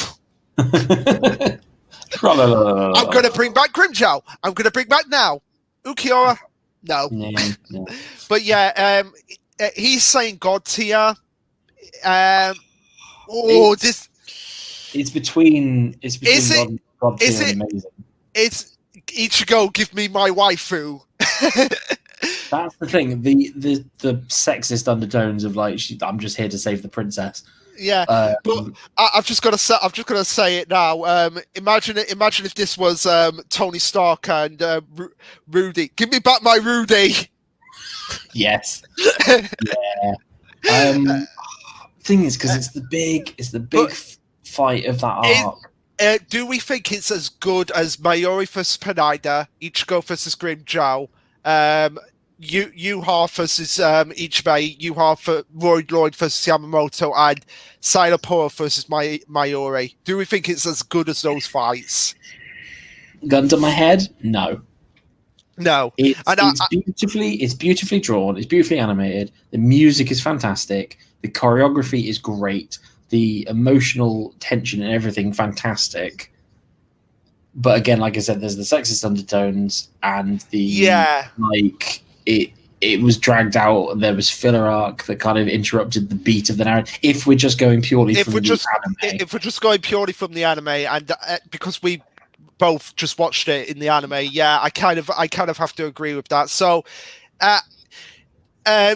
1 point away from being God, but very high, amazing, high tier, amazing. Can you add a tier? Can you add just put it in a category? No, I'm not adding a tier just for one fight. We don't do the heart. Yes, but we had no. Yeah, sorry, man, but we've got it. We've got to listen to our hearts as well, and we just believe the heart. We just believe that you're high. We're not high. We're high on our love for Bleach. Yeah, we just believe. We're just no. Especially well, we're not in America, so we're not listening to Donald Trump. No one listens to him anymore. Yeah.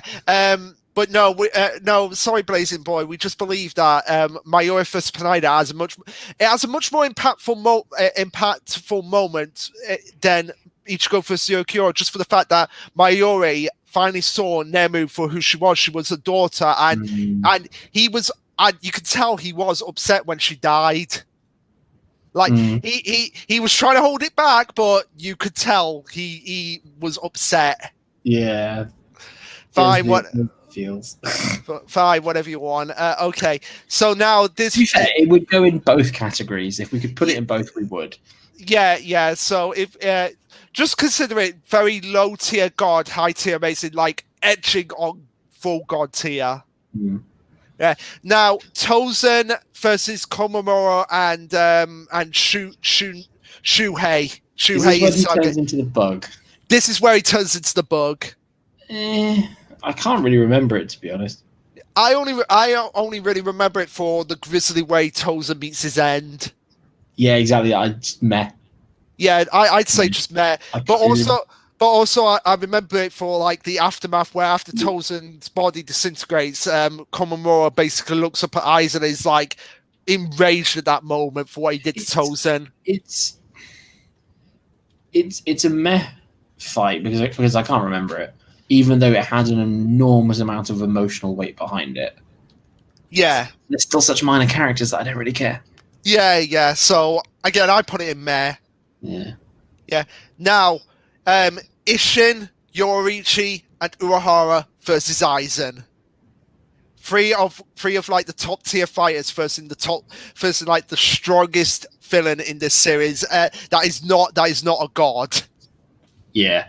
Again, I kind of can't remember it. Yeah, I can't remember it, even though it has. I can't remember it. Even though it has so many moments that I like building up the ending of building up Aizen's downfall. Like Urahara's basically doing all the Kido spells to kind of get one over on Aizen to kind of put that Kido spell in place where at the end of his fight with Ichigo, it basically seals him. You have the only other thing I can remember is that Ishin going gets a Gatensho, and basically another Urahara Yoriichi moment where Aizen's like, "Oh, that's a fine outfit, Yoriichi. You're talking about my legs? What are you laughing at, Urahara?" But I put it in just meh.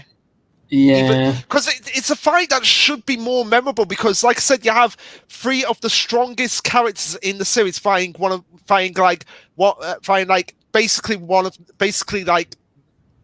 the main villains of the series. So it should be more memorable, but it really isn't. Yeah, it's really not. Yeah, but now we're getting on to quite some memorable fights because everyone thinks Soul Society is the best arc in the series. Yeah. Ichigo versus Byakuya, can we just say it? It's amazing. It is absolutely amazing. Like I said, it's the fight that I saw that got me into it. That got me into Bleach. It's the style of it, the audio of it. It's so good. Yeah, just say, okay, Blazing Boy, why do you think it's in great tier, the fight with Aizen? I am actually really curious now. Why do you think it is? I have no name. Well, you do, you Blazing Boy. That's what we're calling you. But yeah, can you give a comment of why you think it should be in great or amazing, and we'll come back to it. Change our minds on it. Yeah, change our minds. Yeah, but anyway, going back to this fight, I just love the philosophy of the fact that you've got Byakuya who has the philosophy of like, I'll uphold the law, versus Ichigo's philosophy of like, it doesn't matter what law it is, you should save your sister. And it's like those conflicting ideologies that at that point we don't realize that's what Byakuya is fighting, and he's kind of like trying his best to like just thrust all those frustrations out onto Ichigo. Because it's this thing. It's not just that. It's also the first time he goes hollow. Yeah, and it's like, what the fudge is this? Like, and it's terrifying. Yeah, it is. It's iconic.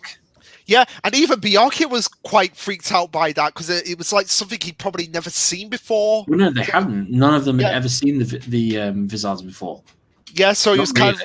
it was kind of like, oh my god, this is not something I'm used to. Could I die? I believe in that moment he was like thinking like he was probably going to be killed by Apollo Ichigo at that point. Yeah. Or let's be honest, what is Songetsu, like, because that's what Apollo Ichigo is. Yeah. But again, and I've always loved Byakuya's ability, just like the fact that the blade just disappears and he can manipulate the cherry blossom. Because cherry blossoms is like one of the most prettiest things you can ever be, and to be shredded by that's kind of like so poetic, but also so terrifying at the same time. It's also like super. It's literally the embodiment of Japan. Yes, yes. Just the like embodiment of Japan. Yeah, and also I just love the moment where Ichigo goes bonkai, and he kind of like and Byakuya's like, that's your bonkai?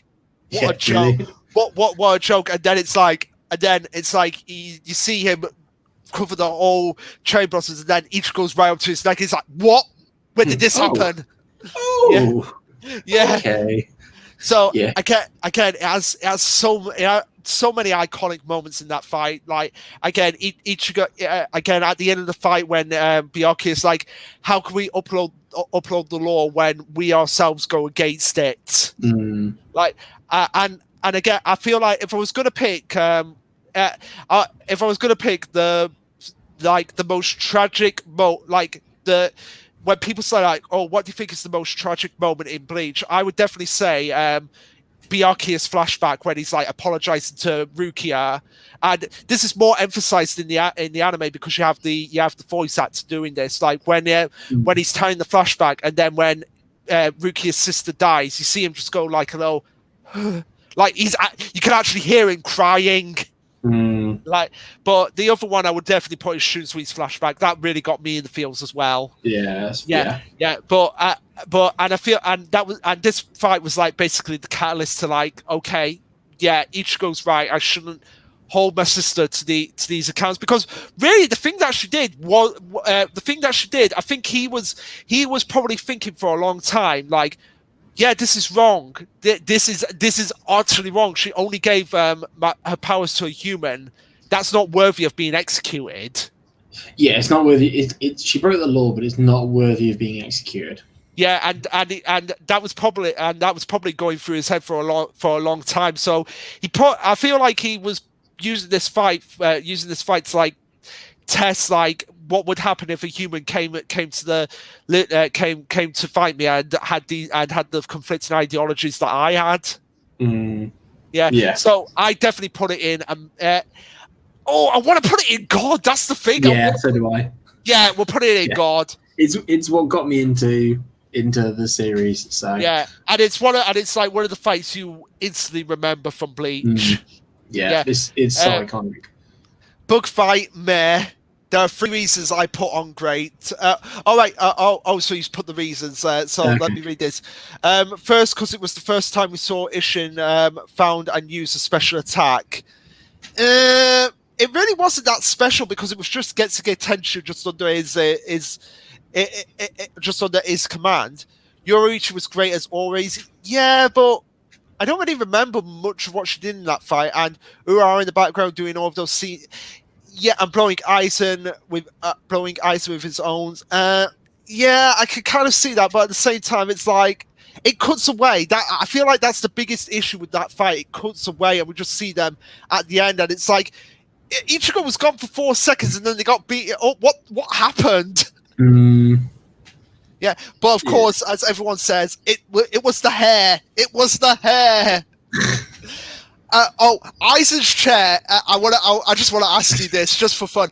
Aizen's chair versus Yuha's mustache versus Hashwell's hair. Who would win in a fight there? Deary me.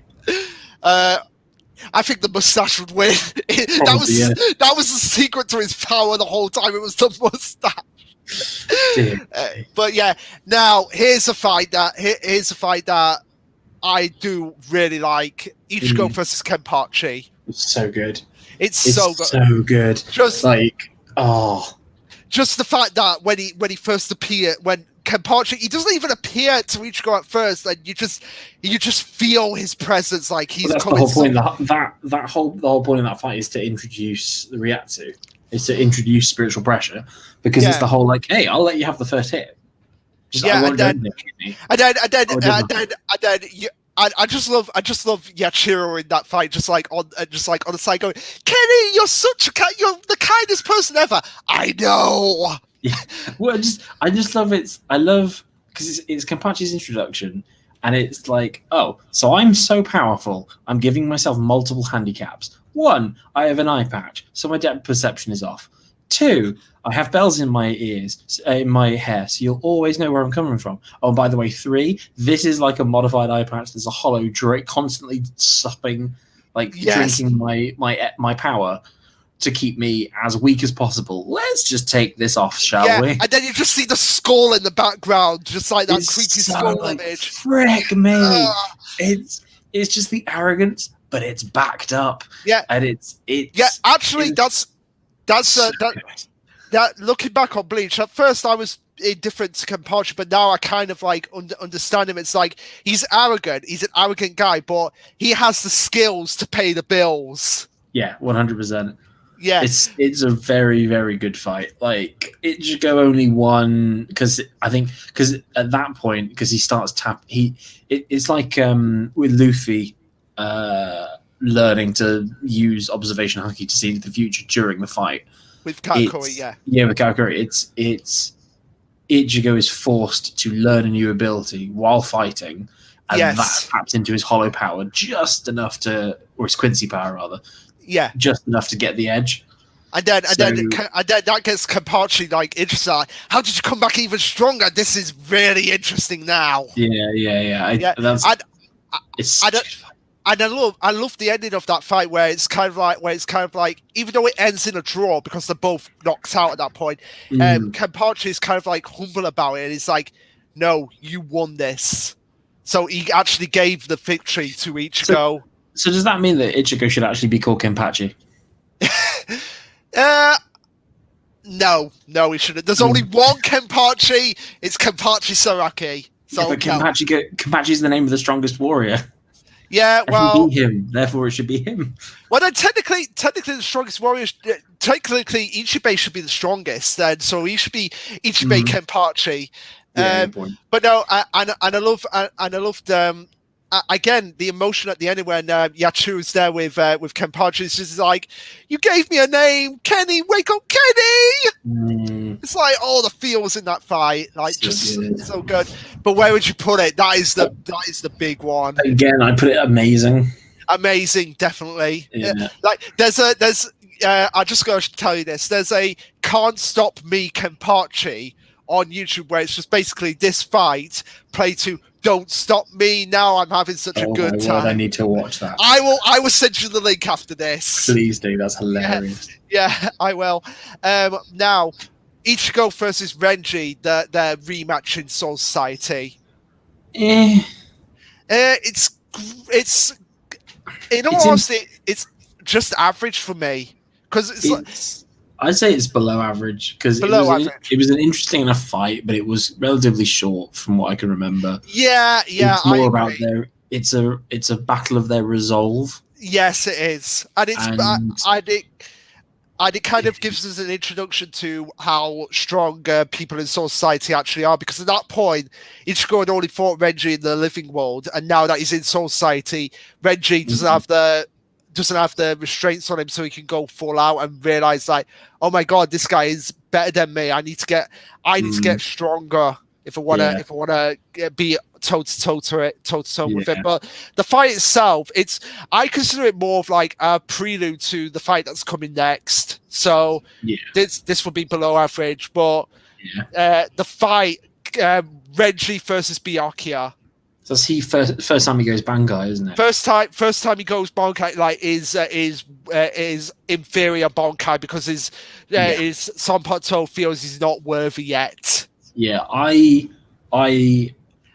really, I liked that fight. It was good. I'd say it was average. I say it was average. Average to below average because I'm not a huge Renji fan, but Okay.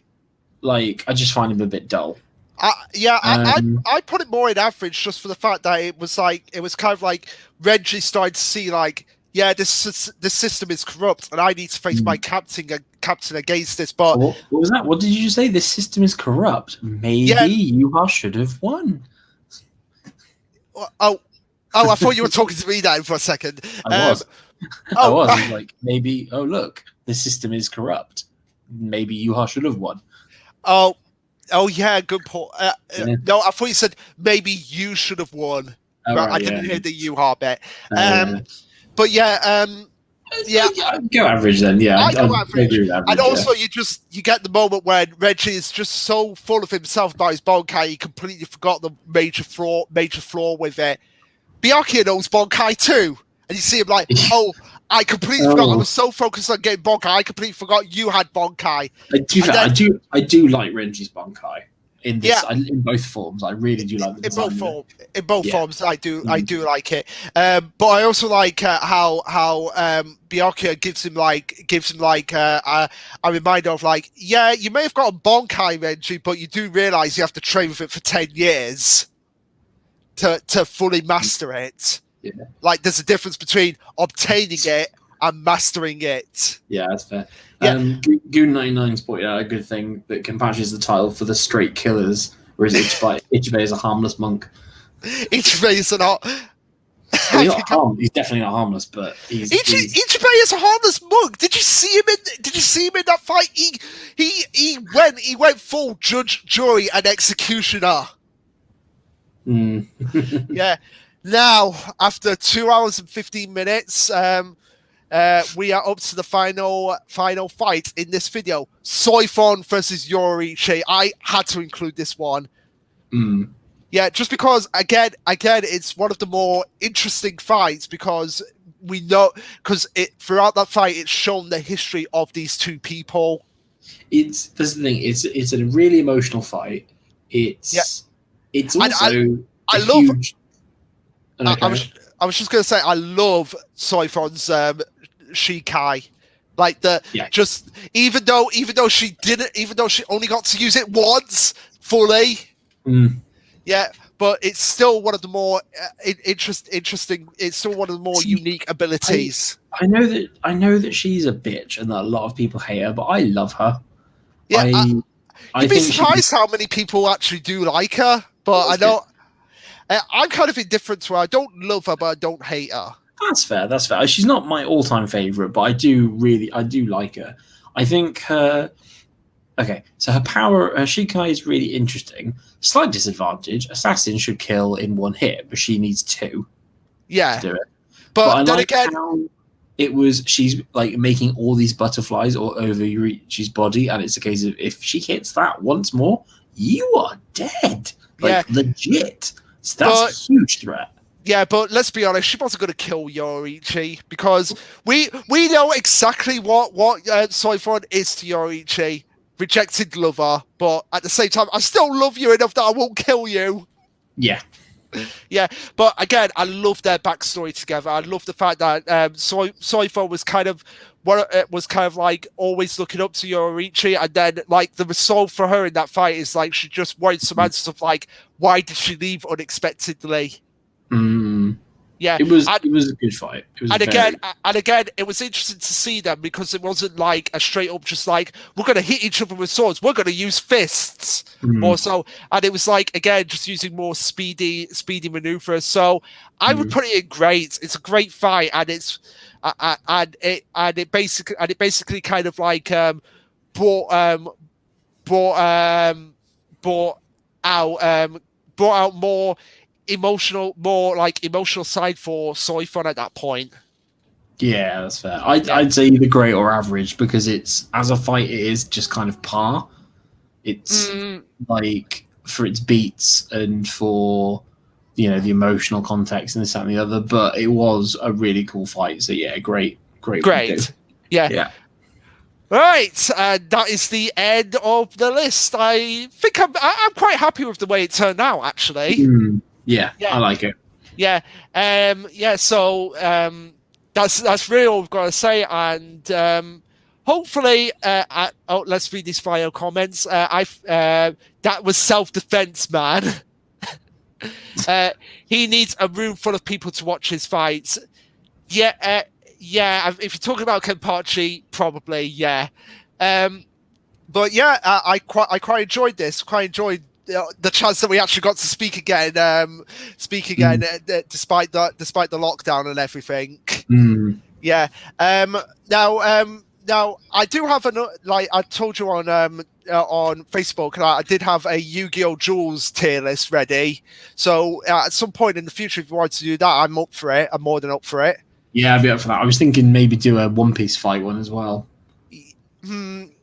I'd probably have to reinvigorate myself with One Piece fights in the same way that you did with Bleach fights. But I'd probably if I pick the fights, yeah, and I'll send you the list because you know how to use this. I'm not a technical man. Yeah. And I'll send it. So I'll stick it to like major fights and okay, all right, okay. Yeah. I feel like one of the fights that would probably be in God tier would definitely be Luffy versus Katakuri.